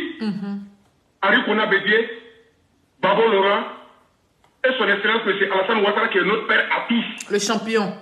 Le parti de tout un chacun on a vu. Et on est témoin. Les faits sont là. Il n'y a pas un Ivoirien qui peut oublier ce qui s'est passé en Côte d'Ivoire. Mais on peut pardonner. Mais pour pardonner, s'ils étaient les coupables, qu'est-ce qu'ils doivent faire? D'abord, c'est de regretter et demander pardon sincèrement, être prêt avec toi-même. Là, ce pardon peut venir. Mais on a vu, Babo était déporté à la CPI pendant 10 ans. La Côte d'Ivoire était calme, tranquille, pas de bruit. Le développement en marche. On était en train de conscientiser nos jeunes frères. Voilà ce qui s'est passé, voilà ce qui ne s'est pas passé. Le victime dans tout ça, c'est le président de la République, son excellence M. Alassane Ouattara, qui est notre père à tous. Exactement. Mais nous tous, on voit, tellement il pardonne, nous-mêmes là, puis on a beaucoup souvent, nous-mêmes on se passe. C'est ne pas savoir. Non seulement ils ne vont pas demander pardon, ils regrettent pas ce qu'ils ont fait, et ils viennent remuer le couteau dans les plaies. Tout à fait. Mais avec ça, c'est parce que le président nous tient au même titre, on a le même droit, la libre expression. Mais dans l'état de Babo, qui pouvait parler? Mais il faut avoir le courage de dire. Il y a eu beaucoup de passé. Maintenant, le pays est géré, le développement est là, les classes sont effacées. Ils sont en train de manipuler les gens. Manipuler les gens. Donc moi je m'adresse à la jeunesse, ne vous laissez pas tromper. Suivez vos bonnets. Ce n'est pas les personnes qu'on doit regarder. Non seulement les dirigeants doivent travailler pour la population. Tout à fait. Pas pour les suivre. Comparaison n'est pas raison. On ne peut même pas comparer. Mais tout ce qui ont vécu l'état de Babo, avec ces temps-là, qui peut dire mieux? C'est clair. Les Ivoiriens ne sont pas assassinés. Les chauffeurs de bois ne sont pas tués. Maintenant, si la justice fait son travail, tellement vous avez combien ça Abiba Touré, qui est l'avocat de Babo, dites-le d'encourager M. Kiba Koulibaly, un plateau télévisé. Les télévisions sont là. Tout à fait. Il ne s'agit pas de manipuler les gens. La vérité là est sortie. Babo, son nom ne peut pas être sur la liste. Et l'enfer là, ça doit s'imposer entre nous les Ivoiriens. Tout à fait. Cette paix là, on va l'imposer à tout le monde. Parce que la Côte d'Ivoire, chez nous, personne ne veut que son pays brûle. Donc tous ceux qui vont s'attarder à essayer de vous manipuler, vous les jeunes, en 2020 là, c'est les mêmes personnes là qui sont en train de parler. Mais ceux qui sont morts, ils ont fait quoi pour eux? Rien. Les familles regrettent. Est-ce que vous allez accepter de les suivre? Suivez votre intérêt. Et il y a un programme pour tous les jeunes en Côte d'Ivoire. Il faut aller aux informations. C'est clair. Le président a pensé à tout le monde. Lui, il ne fait pas bruit. Lui, il donne. Mais c'est à nous d'aller vers l'information. Chers jeunes, Babo Laurent, son temps est passé. Et à la vue où la Côte d'Ivoire s'en va, est devenue, ce n'est plus un plaisantin qui peut diriger ce pays-là. C'est clair. Il faut que ça soit clair. Soutien. Je suis d'accord. Il faut que ça soit clair. Parce que la Côte d'Ivoire, nous sommes fatigués des morts de nos frères et de nos sœurs. Et on ne compte pour ce qui veut créer la zizanie. Non, la paix, les autorités vont faire leur travail. Parce que ce n'est pas un gouvernement de plaisantins. Ils sont là pour sécuriser. Donc, chers jeunes, ne vous laissez pas manipuler. Regardez les choses en face. Il y a beaucoup de communicants qui font les directs là, c'est pour vous. Et ça doit vous servir. La plupart de ceux qui vous manipulent, ils sont couchés ici. Les maisons là, Il y a d'autres mecs qui ne payent même pas maison. Les blancs les donnent cadeaux ici. Mais elles, là, ils ne vont rien vous donner. Ils vont vous blaguer. Vous allez sortir. Vous sacrifiez vos vies. Ce sont vos parents qui vont regretter pendant toute leur vie. Si tu ne penses pas à devenir quelqu'un de bien, il faut les suivre parce qu'ils ne vont rien te donner que t'envoyer à l'abattoir. C'est mieux. Et même, il nous a toujours rappelé que le RAGP, qui est prêt pour les Ivoiriens, qui est en train de construire le pays, c'est un restaurant. Et puis tu veux aller où? Je te dis d'aller au restaurant et il faut soutenir le développement. Même si tu n'aimes pas le président, il faut respecter son travail. C'est clair. Parce que la Côte d'Ivoire, il est le père de tout le monde. Et il ne fait pas mal à quelqu'un. Mais vous n'allez pas arriver à ce que vous pensez. C'est poteau, ça ne va pas passer. Parce que nous, les militaires, nous les Ivoiriens qui sont prêts pour nos pays, nous on va faire tout pour vous mettre en nuit parce que vous êtes des manipulateurs. Ça ne passera pas. Donc c'est Solange Thierry, c'est ce qu'elle voulait dire ce soir. Et je vous dis merci. Merci à tous les auditeurs. Continuons le combat. C'est la Côte d'Ivoire qui gagne. Et Dieu donne longue vie au président de la République. Et tous les bons Ivoiriens qui prient pour ce pays. Que Dieu nous protège tous. Mais tous ceux qui veulent mettre le feu dans le pays, que Dieu vous plaît aussi à la hauteur de ce que vous pensez. Donc c'est ce que je voulais dire. Je vous dis merci et je suis à l'écoute. Merci beaucoup, cher frère. Merci pour vos conseils au peuple de Côte d'Ivoire, à cette jeunesse ivoirienne. C'est pour elle que nous sommes en train de parler. C'est cette jeunesse-là qui est la relève de la Côte d'Ivoire. Et c'est pour cette jeunesse-là que le président, son excellence Alassane Ouattara, fait tout ce travail-là. Parce que le président, quoi qu'on dise, il a déjà dépassé les 80 ans. Il a vécu son temps. Et malgré ça, le président donne le meilleur de lui pour qu'il nous laisse quelque chose de potable, pour qu'il nous laisse des choses qui vont nous faire profiter, pour qu'il nous laisse des choses qui vont nous valoriser. Donc, c'est ça, c'est à cause de ça que nous, on se maintient sur les réseaux sociaux pour continuer de vous parler. À vous, cette jeunesse faible. En tout cas, merci beaucoup, chers frères. Et puis, on est ensemble. Merci encore. Merci beaucoup, merci. On continue de prendre les appels au 00225 05 46 52 88 61. On va continuer d'écouter les propos de Yves Aipo et puis nous allons revenir là-dessus pour parler aux Ivoiriens. C'est de ça qu'il s'agit.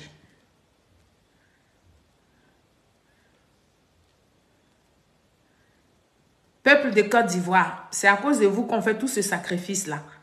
Donc, on vous invite, n'est-ce pas, à vous exprimer, à donner votre point de vue. Est-ce que vous êtes prêts aujourd'hui à sortir dans les rues d'Abidjan pour un mot d'ordre? Et c'est ça aussi à faire des téléphones là aussi. Quand les gens appellent, après, quand tu dois retrouver le message est parti. Ah, d'accord.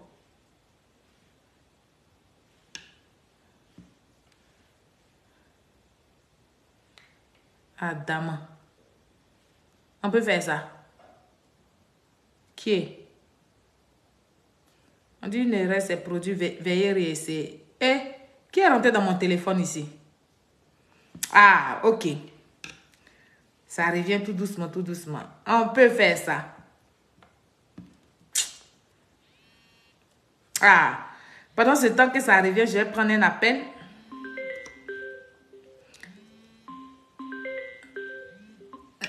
Allô, bonsoir. Allô? Oui? Oui, bonsoir. Oui. Bonsoir. Oui, j'appelle pour intervenir là. Si, on vous écoute. Ok. Et donc, bonsoir à tout le monde. Et merci pour les vidéos de sensibilisation. Ok. Je disais que quand on écoute les gens du PPAC, on a l'impression que la Côte d'Ivoire, en fait, tourne autour du PPAC. Tout à fait. C'est-à-dire que le PPAC fait du bien, tout le monde doit en parler. Le PPAC fait quelque chose qui est mal, personne ne doit en parler. Il faut chaque fois faire passer Gbagbo pour celui qui n'est pas.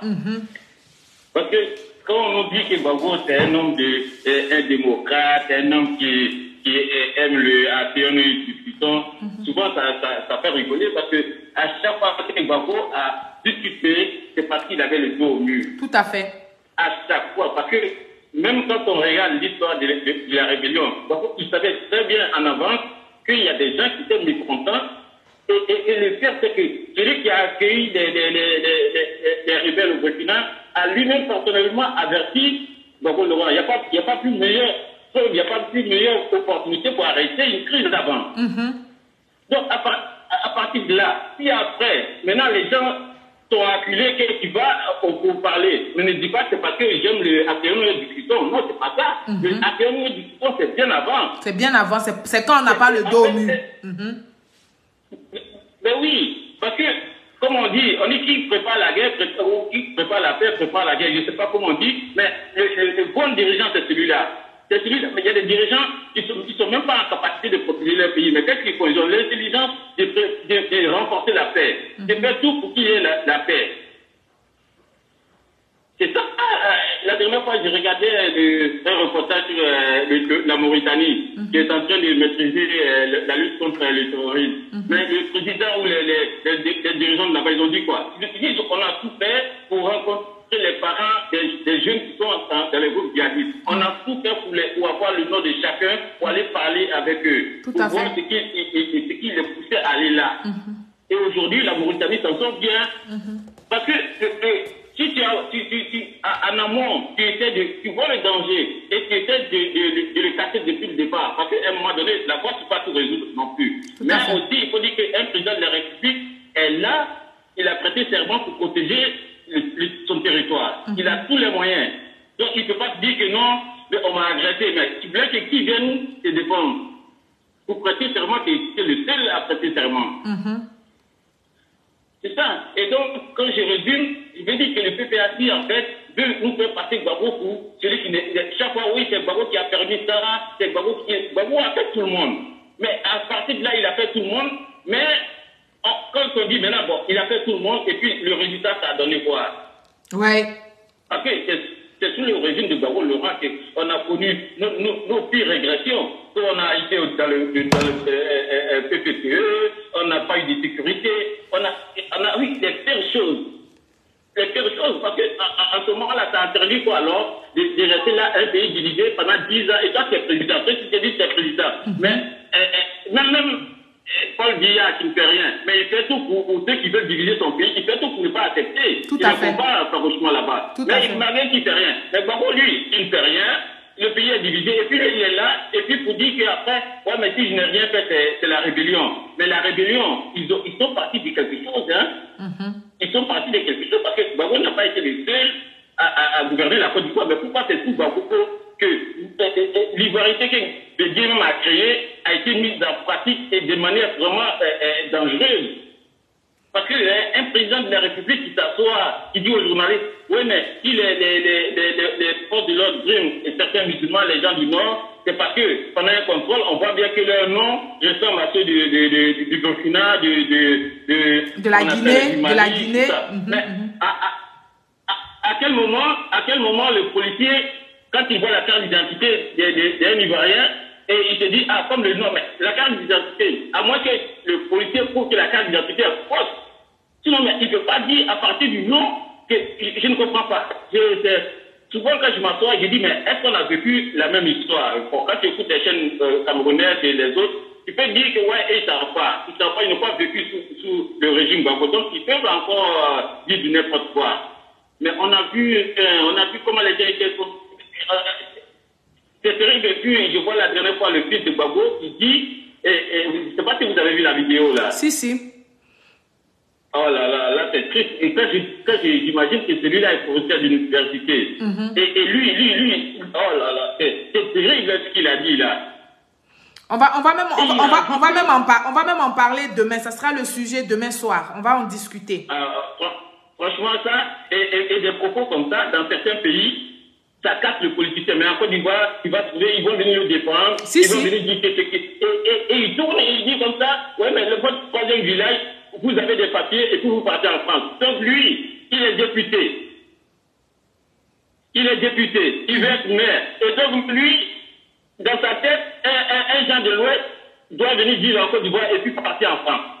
Donc, lui, il n'a pas de proposition pour oh là là, c'est terrible. Le fait même qu'il dit déjà que Yopougon, il fasse croire que Yopougon, c'est pour les gens de l'Ouest, et les gens qui sont là doivent voter pour les gens de l'Ouest, pour mettre un gars de l'Ouest, ça c'est déjà dangereux. Et le pire, c'est qu'il dit, votre troisième village, c'est en France. Parce que vous venez et vous avez des papiers et puis vous partez en France. Et lui, il dit que non, il vient pour sauver les gens qui sont à Yopougon. Ben, il vient les sauver pour les envoyer en France alors. C'est même après qu'il vient nous dire que les gens vont traverser. En disant ça, c'est fou, hein, mais bon. C'est la politique ivoirienne, hein, c'est terrible, mais bon. Mais j'ai dit, des fois ça écœure, hein. Des fois quand tu les écoutes parler, tu as l'impression que c'est des gens qui ne sont pas là à l'école, tu as l'impression que c'est des gens qui n'ont jamais voyagé, et pourtant tous ceux, ils ont fait des grandes études ailleurs, hein, dans les pays européens. Mais quand tu les entends, mais tu es scotché, tu restes scotché sur la bêtise qu'ils font. Et mais c'est en Côte d'Ivoire, comme tu le dis, c'est en Afrique. On laisse passer ces choses-là. Les chaînes de télévision ne relaient pas ce genre de choses pour que les gens là puissent être sanctionnés. Ils ne sont jamais sanctionnés. Ils reviennent encore sur la scène politique pour nous servir la bouillabaisse. Et c'est comme ça. À chaque fois, on est dedans. Mais parce que nous-mêmes, le peuple, nous ne nous lèvons pas contre ces choses-là. C'est parce que nous, le peuple, nous sommes... ça veut dire qu'on se laisse... dominé par ces choses-là. On ne voit même pas que c'est dangereux pour nous-mêmes, notre cohésion sociale. On ne voit pas. Mais oui. En Europe, si ça se passe en Europe, mais avant que même les autorités compétentes prennent des décisions, c'est le peuple qui va se mettre là pour critiquer ça sur toutes les chaînes de télé. Exact. Même sur Twitter, sur Facebook et tout. Mais nous avons un peuple, comment on appelle ça? Battu, ça veut dire que je ne sais pas comment qualifier les peuples africains là. Je ne sais pas comment nous qualifier. Donc les choses les plus dangereuses, ce sont telles que nous on applaudit. C'est malheureux. En fait, je vous ai écouté tantôt, vous avez dit qu'avant, il n'y avait pas de débat et les gens étaient mal informés. Et le problème, c'est ça en Côte d'Ivoire ou en Afrique. En fait, quelqu'un peut vous coller quelque chose dessus et ça va rester comme ça. Eh oui. C'est la même façon qu'ils ont fait avec M. Ouattara, en fait. Et quand tu leur demandes des preuves de quelque chose, ils vont dire, ouais, mais tout le monde sait. Mais et ils ont toujours les coupables de tout. Mais quand on leur dit maintenant, mais c'est quoi vos preuves? Mais parce que moi, je peux comprendre que M. Ouattara soit coupable de tout. Mais comment ça se fait que quelqu'un qui soit coupable de tout ce qu'eux ils disent, et puis il est resté tranquille, ils n'ont jamais poursuivi, non. Mais eux, ils sont là toujours, ouais, mais on attend. Mais vous attendez quoi? Parce que Laurent, on a dit qu'il était coupable de tout. On l'a envoyé à la CPI. On dit insuffisant de preuves. Mais à partir de là, on sait au moins qu'il est parti et il y a eu insuffisant de preuves. Tout à fait. Quelqu'un, vous n'avez aucune preuve contre cette personne et vous dites que non, il est coupable de tout. Mais il est coupable de quoi? Parce que à ce moment-là, la démocratie, la justice aussi, c'est l'épreuve des preuves. Hein. Tout à fait. Sinon, tout le monde peut accuser tout le monde de tout. Tout le monde peut accuser tout le monde. Parce que beaucoup, il est resté. Le cours du débat, même, ça devait être depuis le débat de 2010. Où Gbagbo a dit, parce qu'un président de la République, c'est quelqu'un quand même qui a tous les renseignements, comme lui-même il disait. Et il avait promis de donner les preuves. Parce que, oui, les preuves. Et M. Ouattara même, quand le journaliste a posé à M. Ouattara que M. Gbagbo Laurent dit qu'il a des preuves, mais il a dit, mais comment ça se fait qu'il a des preuves et il ne le donne pas maintenant? Comment un président de la République a des preuves sur les menaces de tout son pays? Il ne lui donne pas les preuves. Lui, il attend pour faire du sensationnel, pour dire que non, j'ai des preuves. Mais ça ne sert à rien. C'est comme les Maliens. On a des preuves comme la France. Non, on attend que nous convoque au Conseil de sécurité. Donc, toi, les gens sont en train d'attaquer ton pays. Il y a les preuves et ceux qui sont derrière. Toi, tu ne montres pas les preuves, tu les gardes. Tu dis non, j'attends le Conseil de sécurité. Mais attends, à ce moment-là, ceux qui meurent au fur et à mesure, là, ça sert à quoi? Je n'ai jamais vu des gens qui sont victimes de quelque chose et on a dit d'envoyer des preuves et ils disent non, nous, nos preuves là, on les garde. Mais mieux, ils disent, des fois même ils disent pas que les preuves on les garde, mais ils disent que mais tout le monde sait. En plus, ils disent que si nous on n'a pas porté plainte, on n'a pas arrêté Alassane Ouattara, c'est parce que Laurent Gbagbo est un homme de paix. Ils prennent des raccourcis pour distraire le peuple de Côte d'Ivoire. Que M. Laurent Gbagbo voulait la paix en Côte d'Ivoire. Mais M. Laurent Gbagbo voulait la paix, mais on est quand même resté 10 ans, le pays a été divisé, 10 ans sans paix. 10 ans sans paix. Si c'est un homme de paix qui ne poursuit pas, mais qui l'assume alors, qui ne vienne pas dire après, oui, mais il faut qu'on trouve les... Non. Tu as prêté serment, tu as tous les moyens possibles que l'État te donne pour garantir la sécurité et l'intégrité de ton territoire. Mais toi, tu ne fais rien. Et toi, tu ne fais rien. Et après, quand tu n'es plus au pouvoir, tu veux venir accuser tout le monde. Et Mme Gbagbo, ce qu'elle a fait la dernière fois, je suis sûr qu'elle a fait, bon, c'est la politique, hein.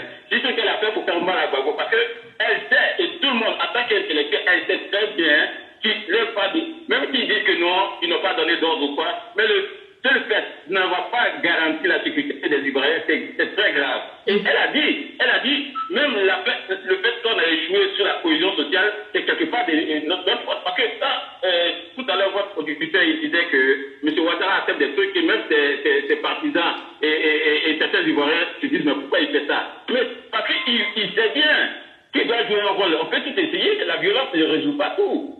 C'est ça, Mme Gbagbo, quand elle dit qu'on a échoué même la cohésion des Ivoiriens. Le fait même qu'il y avait l'Ivoirien, c'était un groupe de personnes qui sentaient harcelées. Et dans ce pays-là, mais c'est déjà terrible, parce que vous êtes garant de tout ça. Tout à fait. Ça, Madame, et ça aussi, ils ont eu mal. Ils ont eu mal. Ils disent quoi, Madame? C'est-à-dire qu'eux, ils disent que non, ils veulent la paix, ils veulent la réconciliation. Mais eux, ils ne veulent pas que les autres... Et puis Mme Gbagbo n'a pas dit à Gbagbo de demander pardon, mais elle demande pour ce qu'elle était. Pour la première dame qu'elle était, tout à fait. pour la députée qu'elle était, pour la membre du FPI qu'elle était, elle demande pardon pour ça. Même ça encore, ils ont mal. Ils disent pourquoi, elle demande pardon pourquoi. Elle n'a qu'à dire ce qu'elle a fait. Elle n'a qu'à dire ce qu'elle a fait pour qu'elle demande pardon. Est-ce que le RDR vous a une fois demandé pardon? Mais vraiment, ces gens-là, on a un mal fou en Afrique. On a un mal en Côte d'Ivoire, c'est terrible. PPACI, là, ça dit que non, c'est terrible, c'est terrible même. Il n'y a même pas de mots pour comparer, pour les qualifier, quoi.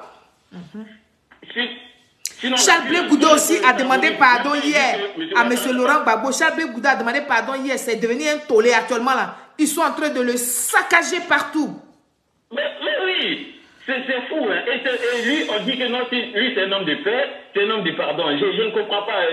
Je ne comprends pas En fait, c'est pourquoi ils nous ont dit que le FPI était rempli d'intellectuels et tout. Et comme je disais tantôt, mais si tu as bien remarqué, quand ils sont plus au pouvoir, tous les intellectuels, personne ne les appelle quelque part en Afrique pour participer à... Tu vois, les étudiants, quand ils sont pas aux affaires ici, on les appelle partout pour travailler. Tout à fait. Mais c'est un pays, les intellectuels, on les appelle jamais quelque part.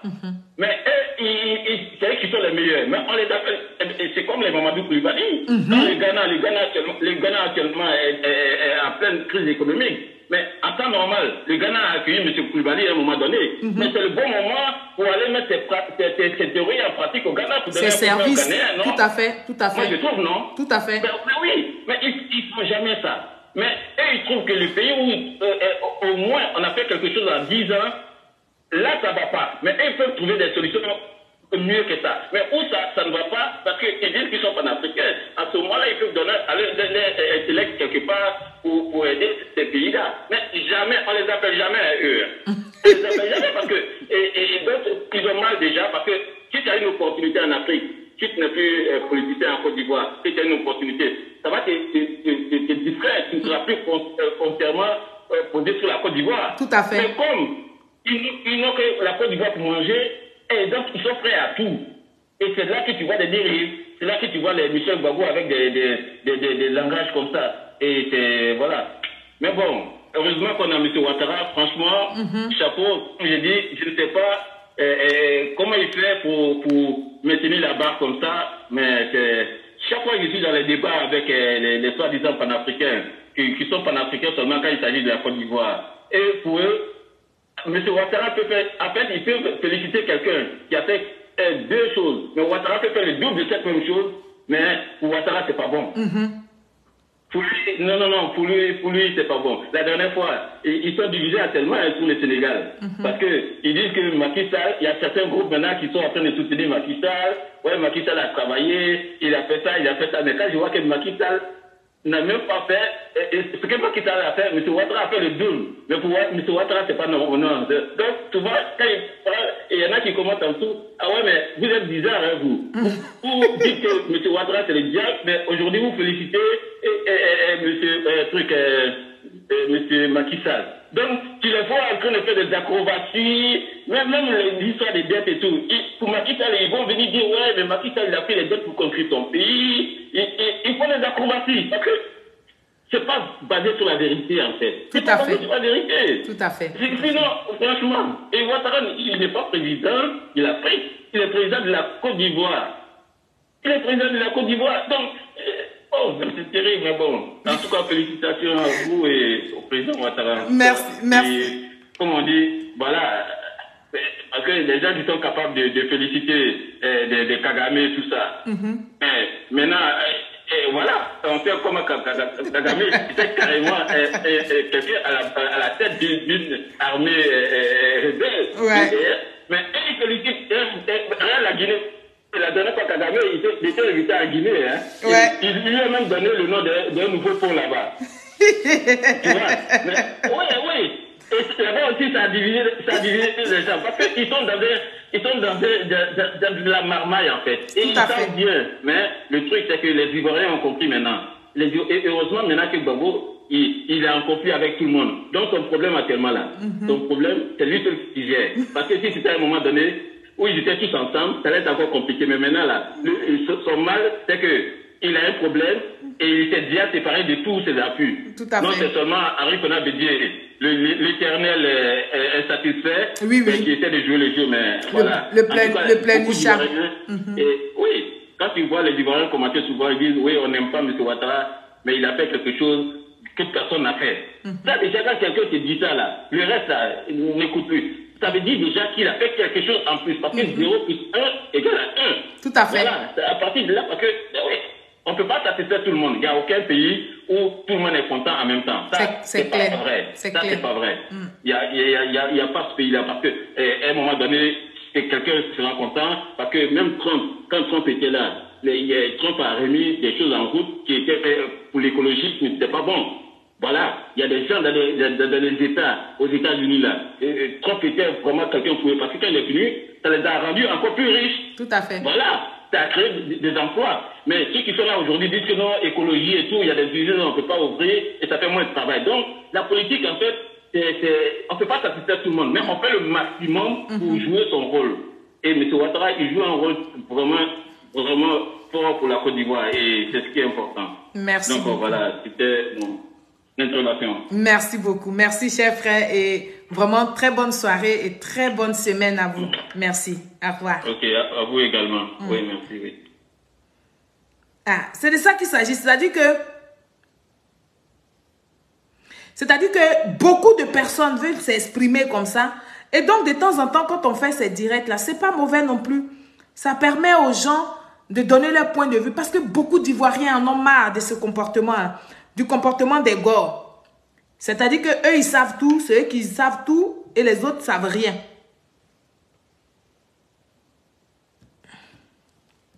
On va les écouter pour une dernière fois. Et puis, on va écouter ça. Aïe. Eh. Le monsieur est resté au téléphone longtemps et moi, ça fait bugger mon téléphone. Ah, Seigneur Jésus. On va faire le direct en beauté pour finir en beauté là. C'est ça aussi, vous êtes en train de faire ça. Oh. Alléluia, on espère que... Voilà. C'est revenu. On va l'écouter. On va l'écouter pour une dernière fois. Comme ça, on va prendre quelques appels. N'est-ce pas? Voilà. On va écouter cette vidéo-là ensemble. Donc, bonjour à tous les Ivoiriens, à tous les Africains qui me suivent au jour le jour, à tous les membres du FRUIA, à tous les résistants à travers l'Afrique, à travers le monde. J'aimerais vous dire bonjour, je suis Ivaïpo, Ivoirien, Ivoirienne, chers amis africains. Aujourd'hui, nous allons parler très rapidement du fait que le RDR s'est permis de retirer le président Laurent Gbagbo et le ministre Charles de Goudet, ainsi que Soro Guillaume, de la liste électorale. J'en parlais déjà depuis l'année dernière. En ce qui concerne le président Laurent Gbagbo, il s'agit de l'affaire de la BCAO. Donc, le gouvernement Ouattara insiste sur le fait que le président Laurent Gbagbo ait braqué la BCEAO. Et comme Alassane Ouattara est tellement généreux, oui, il est tellement gentil, il aime tellement le président Laurent Gbagbo, à défaut de lui accorder une amnistie, il a préféré lui accorder une grâce. Cependant, à cause de la grâce, comme expliquait Koulibaly Kubière, la grâce n'efface pas l'infraction, n'efface pas le crime. Donc le président Laurent Gbagbo... Moi-même, je dirais en plus que, non seulement ça, la grâce n'efface pas les crimes, mais on apporte, comment on appelle, on apporte une amnistie à quelqu'un qui a été condamné, n'est-ce pas, pour des faits qui lui ont été reprochés. Et donc, cette personne-là, oui, on peut lui accorder l'amnistie. Mais dans le cas de M. Laurent Gbagbo, ce que vous n'avez pas le courage de dire, ce que vous ne pouvez pas, vous êtes incapable de dire à vos militants et à vos supporters, c'est que M. Laurent Gbagbo, vous-même, vous dites qu'il n'est pas condamné. M. Laurent Gbagbo n'a rien fait. M. Laurent Gbagbo n'a pas de problème. C'est pas lui qui a... Il n'est pas responsable de loin comme de près à ce qu'on lui reproche. Donc, pourquoi vous demandez une amnistie? Moi, je voudrais que tous les Ivoiriens se posent la question, pourquoi le PPAC demande une amnistie? Donc, vous êtes bien d'accord avec moi qu'on n'a pas besoin de faire de grandes études pour comprendre que si quelqu'un dit que la grâce ne lui suffit pas et qu'il veut l'amnistie, c'est parce que la personne reconnaît qu'elle est coupable des faits qui lui ont été reprochés. Mais comme ils n'ont pas l'humilité, je le disais tantôt, comme c'est des gens de violence, ils pensent qu'ils peuvent tout avoir avec la violence et la force.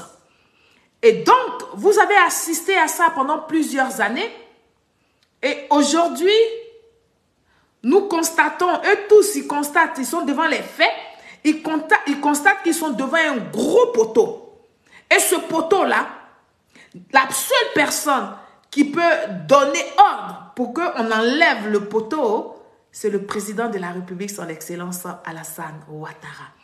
L'homme généreux, l'homme au grand cœur, l'homme qui pardonne, mais qui n'oublie pas forcément ce qu'on lui fait.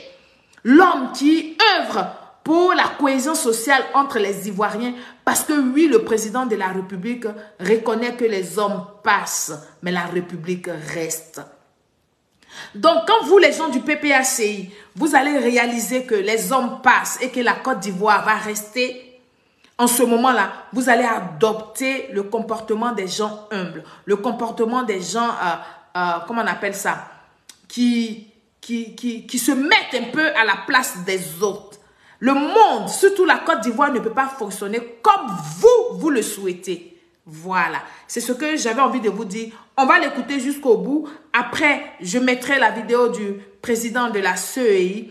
Et puis, comme ça, s'il n'y a plus d'appel, nous allons nous dire au revoir. On écoute ce monsieur-là. À l'heure où je vous parle, est toujours tenu coupable, retenu coupable, responsable du braquage de la BCEAO. Alors, la question que tous les intellectuels se posent à travers le monde. Oui, monsieur Laurent Gbagbo est coupable du braquage de la BCEAO. Je vais reprendre ça, je vais répéter ça. Parce qu'au moment des faits, où monsieur Laurent Gbagbo donnait ordre aux gens de la BCEAO d'aller récupérer, de virer de l'argent sur les banques, monsieur Laurent Gbagbo n'était plus le président de la République de Côte d'Ivoire. Il a usurpé. Et donc, quand tu fais ce que M. Laurent Gbagbo a fait là, ça s'appelle du braquage en bon français.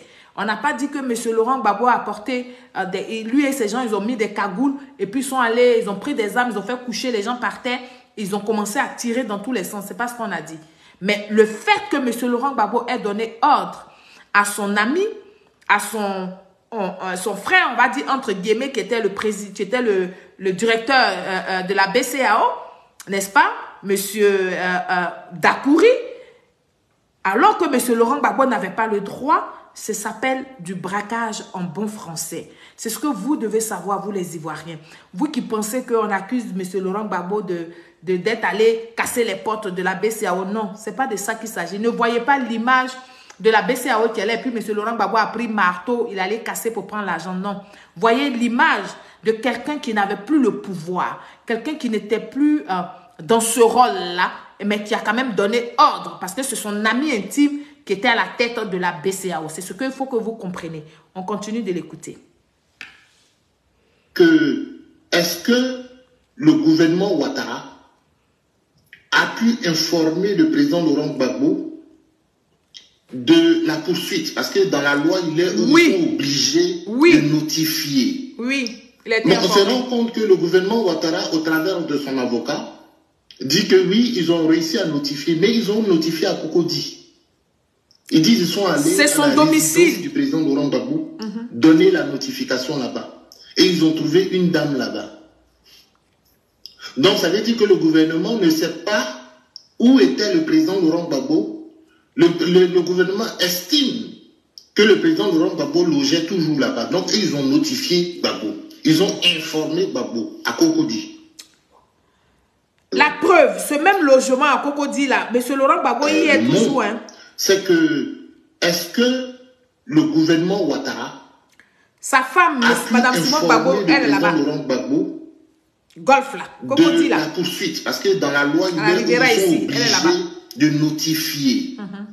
Bon, on se rend compte que le gouvernement Ouattara, au travers de son avocat, dit que oui, ils ont réussi à notifier, mais ils ont notifié à Cocody. Ils disent qu'ils sont allés à la résidence du président Laurent Gbagbo donner la notification là-bas.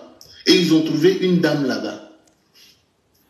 Donc ça veut dire que le gouvernement ne sait pas où était le président Laurent Gbagbo.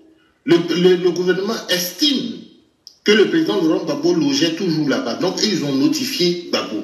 Ils ont informé Gbagbo à Cocody. Eh bien, quand on fouille, on retourne un peu en arrière, on se rend compte que le gouvernement a déporté Gbagbo en fait. À la CP. Pause. Alors, il y a Siaka Koulibaly qui dit, si, Katina est partie à la BCAO avec des chars d'assaut pour assiéger la banque. Mais oui, mais là, on ne parle pas de Katina, on parle de M. Laurent Gbagbo. Voilà.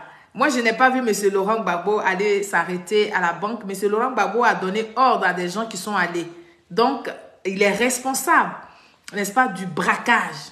C'est de ça qu'on parle. On va prendre cet appel.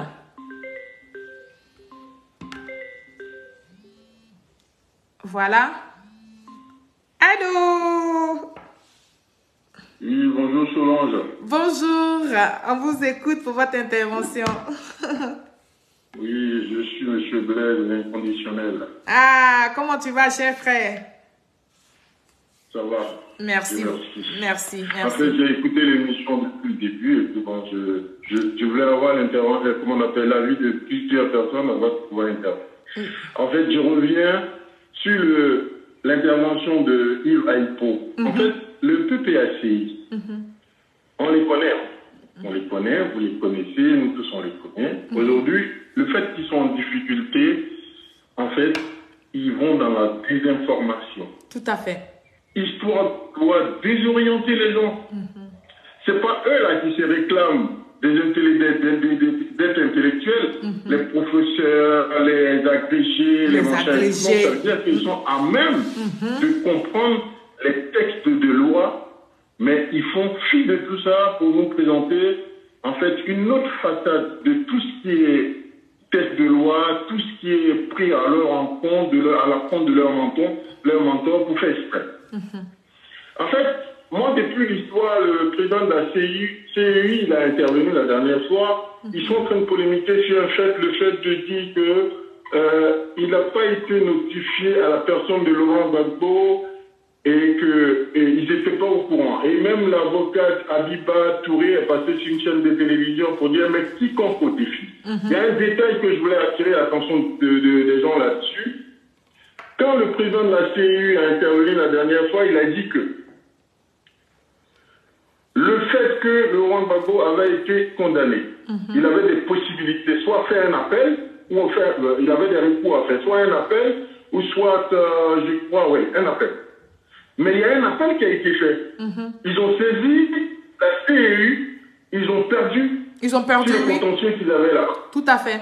Ils ont même saisi encore la justice, mais la question que je pose, je l'ai déjà fait dans un de mes commentaires, quelle est la personne qui représentait le président Gbagbo et qui a fait l'appel auprès du tribunal d'Abidjan? Quelle est cette personne-là? C'est une personne qui s'est levée comme ça et qu'il est venu, il a fait un appel.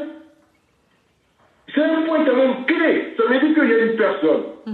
Quand bien même qu'on savait où le président Gbagbo se trouvait à La Haye, il a un domicile élu, qui est certainement à Cocody, je ne connais pas, et il y a une personne qui avait été mandatée bien avant cette dame Abiba. Elle sait, cette dame-là, elle sait. Vu que c'est une personne qui a intégré, je vais dire, l'entourage de Gbagbo en tant qu'avocat très récemment.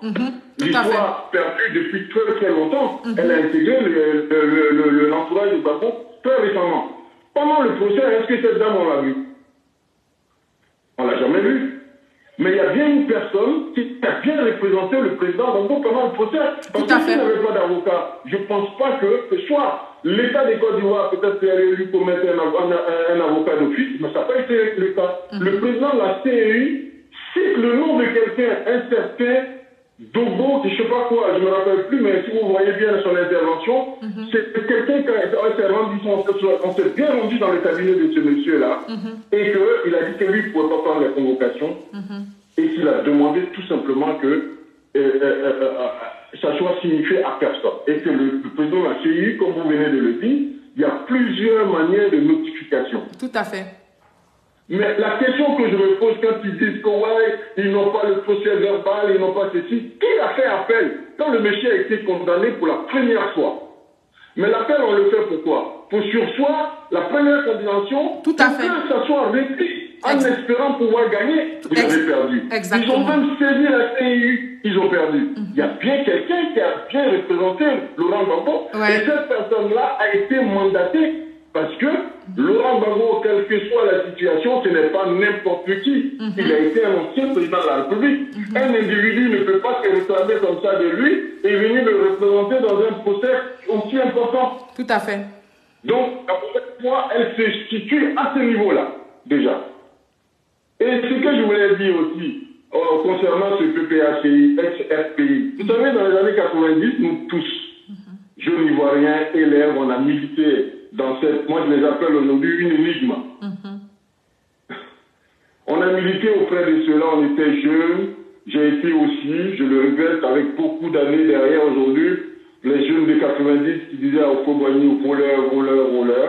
On a été endoctrinés. Et puis après, en devenant responsable de famille, comprenant la vie, on a compris que, en fait, c'était des gens qui étaient là tout simplement pour ce qui reprochait à l'époque au gouvernement du PDCI, qui était de Félix Houphouët-Boigny, quand ils sont venus au pouvoir, ça a été la déception. Moi, de ma vie, j'ai toujours été socialiste. De ma vie. J'ai été socialiste.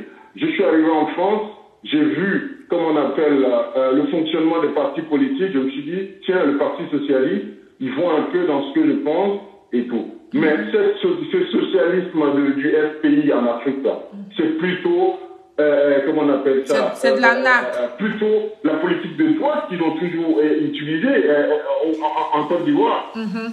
L'exclusion, la xénophobie. Aujourd'hui, ils se font passer pour des victimes. Ils ont la chance. Parce que eux qui se font appeler des intellectuels, dictateurs, le vrai sens du dictateur, s'ils le connaissaient, je pense que toutes les concessions qui ont été faites depuis les événements de 2006 jusqu'à aujourd'hui, c'est-à-dire que Gbagbo est rentré au pays, on lui a reconnu, comme on appelle, son droit d'être ancien président de la République, sa femme de l'époque, Madame Élisée, où le président, le gouvernement Ouattara a refusé de la remettre à la CIU, et tous les dignitaires qui sont partis du pays, sauf ceux qui sont décédés, ils sont rentrés, ils ont été intégrés. Toutes ces concessions qui ont été faites, remarquez, ils n'ont jamais apprécié. Tout à fait. Jamais. Même une communication, même s'il y a une personne de leur rang qui sort, qui fait le contraire, il est allumé, comme vous venez de dire, Blé Boudé aujourd'hui, qui reconnaît un certain nombre de choses. Blé Goudé, c'est quelqu'un, je le dis très sincèrement, c'est pas quelqu'un que je porte dans mon cœur, avec son passé qui est très très récent, mais je pense que ce jeune homme-là, il risque de se faire aimer. Avec l'attitude qui vient de commencer, s'il est sincère et qu'il continue dans ça, ce que les gens ne savent pas, je pense que Blé Goudé, il est quand même un peu malin et qui est intelligent, parce que de toute façon, Béziers, Ouattara, Gbagbo, ça y est, c'est terminé pour eux.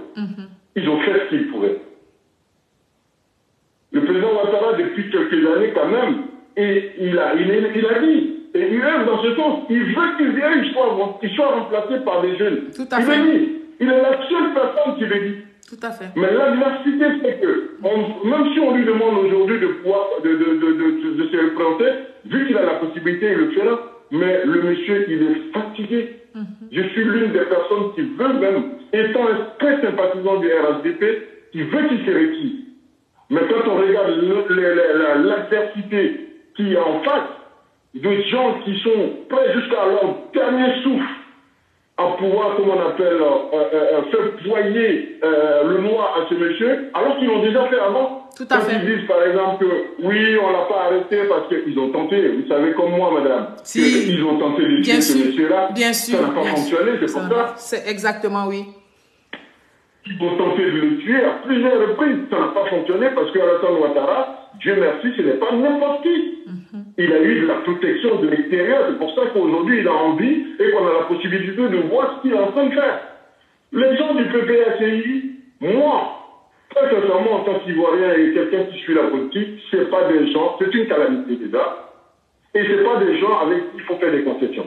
Tout à fait. J'ai été avec eux dans les années 90, on était dans la violence. On était dans la violence. Nous, aujourd'hui, on dit qu'on a dépassé la cinquantaine, et tout. On était jeunes, on était dans l'euphorie, le parti unique, on n'en voulait plus, 38 ans, on était fatigués, on voulait autre chose. Voilà, Laurent Gbagbo, dans les années 82, dans les grèves des enseignants, qui a réussi à fuir pour aller au Burkina, et du Burkina, il est arrivé ici en France, et tout. Et donc, on a gardé cette image du monsieur qui parle, c'était la seule personne qui pouvait parler à Houphouët-Boigny. Mais quand on s'est rendu compte dans la gestion du pouvoir, mais c'était la catastrophe. C'est des gens qui sont toujours dans la violence. Mais ils veulent faire passer aujourd'hui le fait qu'ils ont le dos au mur comme quoi que eux ils sont victimes, alors que l'histoire elle est très récente. Moi, ce que je leur demande très sincèrement, le problème de Laurent Gbagbo là, il n'y a qu'une seule solution, parce que ça a toujours fonctionné comme ça en Côte d'Ivoire. En Côte d'Ivoire, quelle que soit la gravité de la situation, il y a eu trop d'impunité. Et les impunités se sont toujours, comme on appelle, soldées par des décisions politiques. Tout à fait. Ça s'est toujours soldé par des décisions politiques. Au lieu de retomber dans leur travers de 2010, propagande, violence, résistance et tout, négocier tout simplement. Négocier tout simplement. Et que si vous pensez que c'est un match retour dans le sens politique, bien sûr pas dans leur sens, où Gbagbo et Béziers se mettent ensemble contre Alassane Ouattara, on y va, il n'y a pas de problème. Mais discuter pour qu'on puisse obtenir cette possibilité-là, politiquement, pour que si Gbagbo doit se présenter, il va se présenter. Mais le monsieur, il a été condamné. Ils veulent faire fi d'une décision de justice comme ça, dans la violence verbale, pour pouvoir l'imposer. On les voit sur les réseaux sociaux, de force ou de gré ou de force, il va être machin. Mais si le gouvernement qui est en face se met dans cette posture-là, vous pensez qu'on va s'en sortir? Jamais. On ne va pas s'en sortir. Le PPACI a vraiment intérêt à apaiser les choses. Très sincèrement, on n'a plus besoin de ce qu'on a vécu. Vous avez fait un bras de fer, vous avez perdu dans tout son sens. Tout à fait. Politiquement, financièrement, ça vous a coûté ce que vous avez été décimé.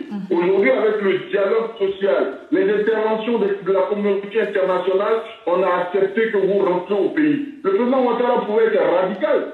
Cela, il ne rentre pas tant que moi je suis au pouvoir. Puisqu'il y a des exemples dans les pays africains ou même à travers le monde, ils allaient être des opposants à vie à l'extérieur. Mais aujourd'hui, avec beaucoup de concessions qui ont été faites, on les a fait rentrer, on dit, ben voilà. Moi, aujourd'hui, je suis pour que Soro Guillaume y rentre, si vraiment il va se mettre dans la posture de Blé Goudé, je suis bien pour que Soro Guillaume puisse concentrer pour qu'il puisse reprendre sa place politique. Il va s'opposer au président de la République dans le respect, tout simplement. Mais ces gens-là, ils ne sont pas prêts du tout. Qu'est-ce qu'ils veulent? Tout ce qui est noir, le chaos, la chienlit, la violence, c'est tout ce qu'ils veulent. Mais ils ont la chance d'avoir un gouvernement très apaisé en face d'eux. Oui, certainement, il doit y avoir des gens qui sont prêts à leur répondre du tic au tac. Mais aujourd'hui, le grand leader qui est en face, il ne va pas permettre cela. C'est pour ça que même nous-mêmes, souvent les militants, il arrive des fois où on est un peu fâché quand on voit les aptitudes, les conceptions qui sont faites. Mais la politique, c'est cela. Il y a ce que nous, on voit et il y a ce qui se trame en dessous pour que les choses puissent s'arranger. Eux, ils le savent. Ils sont aux affaires politiques. Ils sont comment on appelle. Ils font de la politique avec le gouvernement. Ils savent comment ça se passe. Mais ils veulent toujours, et il y a des jeunes, malheureusement, comme vous étiez en train de le dire, qui sont prêts à les suivre. Menez toujours vos actions. Peut-être si 10% des personnes, vous allez réussir toujours à convaincre certaines personnes pour qu'ils puissent se retirer de cette violence verbale et tout. On est fatigués. Les Ivoiriens sont fatigués. Est-ce que ça ne nous fait pas plaisir de voir aujourd'hui que la Côte d'Ivoire qui a adulé, les gens viennent s'installer et tout. Moi, je peux faire une alternance. Même si aujourd'hui le président Ouattara n'est pas là, celui qui viendra sera dans une perte sociale et qu'on puisse continuer comme ça. C'est mieux que d'avoir de la guerre. Tout à fait. On a tous des petites affaires au niveau du pays. Si ça commence à tirer de gauche à droite, les affaires, ça ne marche plus. Mais comme eux, ils ne sont pas au pouvoir, ils ont été au pouvoir, ils étaient dans l'amusement, le pouvoir leur a échappé. Aujourd'hui, ils voient tout ce qui est en train d'être fait. Les gens sont appréciés, le travail du gouvernement est apprécié, même tout n'est pas net. Je suis parmi ceux qui disent tout n'est pas net, mais tout sera jamais net aussi. Mais il y a beaucoup de choses qui ont été faites et beaucoup reste à faire. Le PPACI a intérêt, vu qu'on les a, j'ai bien accepté. C'est leur pays et tout, ils avaient le droit de rentrer. Ils sont rentrés pour qu'on puisse faire la politique encore. Ils sont des opposants, il faut faire de l'opposition dans le respect. Vous proposez des choses. Les gens ne proposent rien. Ils ne proposent rien. Et c'est dommage quand même pour ça. Mais si les gens devaient s'opposer, comme eux, ils le font depuis des années, on va retomber encore dans les histoires de 2010. Mais c'est malheureux. Le président Laurent Gbagbo, il est fatigué. Alassane Ouattara, il est fatigué. Le président Bédié, il est fatigué. Mais c'est toujours les gens qui sont autour là, qui veulent que les trois là puissent encore s'affronter pour que ça puisse continuer. On est fatigué de cela. Et moi, ce que je demande tout simplement aux jeunes Ivoiriens, n'acceptez plus ce qu'on a vécu en 2010, 2011, même récemment en 2020. Parce qu'ils resteront ici en Europe pour vous appeler encore pour descendre dans les rues. Ça n'arrangerait jamais les choses. On a besoin d'apaisement. S'il doit y avoir une alternance, que ça se passe de façon pacifique et que celui qui viendra, il continuera dans les actions du président de la République pour qu'on ait une Côte d'Ivoire apaisée. Ce qu'on vient de voir, est-ce qu'on est là-dedans? Si par malheur, je touche encore du bois, si on doit retourner encore en arrière 10 ans, 15 ans, pour repartir, on ne va plus s'en sortir. Hein. C'est clair. Il y a une chose qu'il faut que les gens remarquent, c'est parce que ça a été le président Ouattara que, juste après la guerre, les organisations, la communauté internationale ont fait des prêts à la Côte d'Ivoire pour qu'on puisse aller aussi rapidement pour retrouver notre blason. Tout de suite.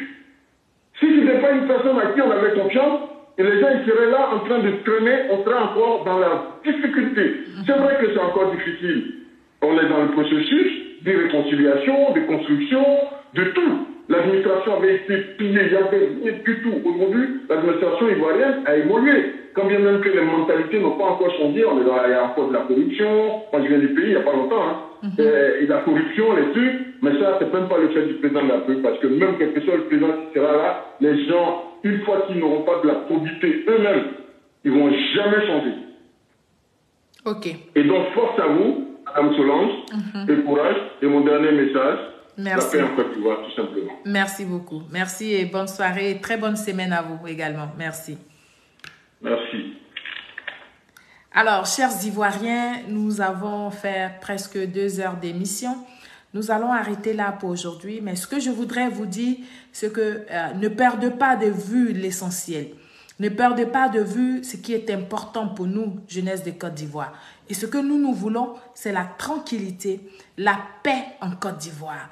Et donc, soyez tous vigilants, contrôlez-vous, soyez les gardiens de vous-même et puis apportons beaucoup de soutien, protégeons le président de la République, son Excellence Alassane Ouattara. Oui, les forces de l'ordre nous protègent, nous garantissent notre sécurité, notre tranquillité, mais à nous, peuple de Côte d'Ivoire, de refuser de rentrer, n'est-ce pas, dans la manipulation pour se jeter à une insurrection ou à un soulèvement populaire, mais surtout de parler amour autour du président, son Excellence Alassane Ouattara. Nous devons réitérer chaque jour que Dieu fait notre confiance à ce grand homme-là, à l'homme de valeur et au meilleur des présidents. Vive son Excellence Alassane Ouattara, vive le vice-président de la Côte d'Ivoire, M. Meïlé, le premier ministre Patrick Achi, que j'appelle affectueusement mon Gomelan, et tous les membres du gouvernement. Que la paix règne dans vos cœurs, que la paix règne en Côte d'Ivoire. Très bon dimanche à vous et puis très bonne semaine pour chacun d'entre nous. Au revoir et à très bientôt pour une nouvelle émission.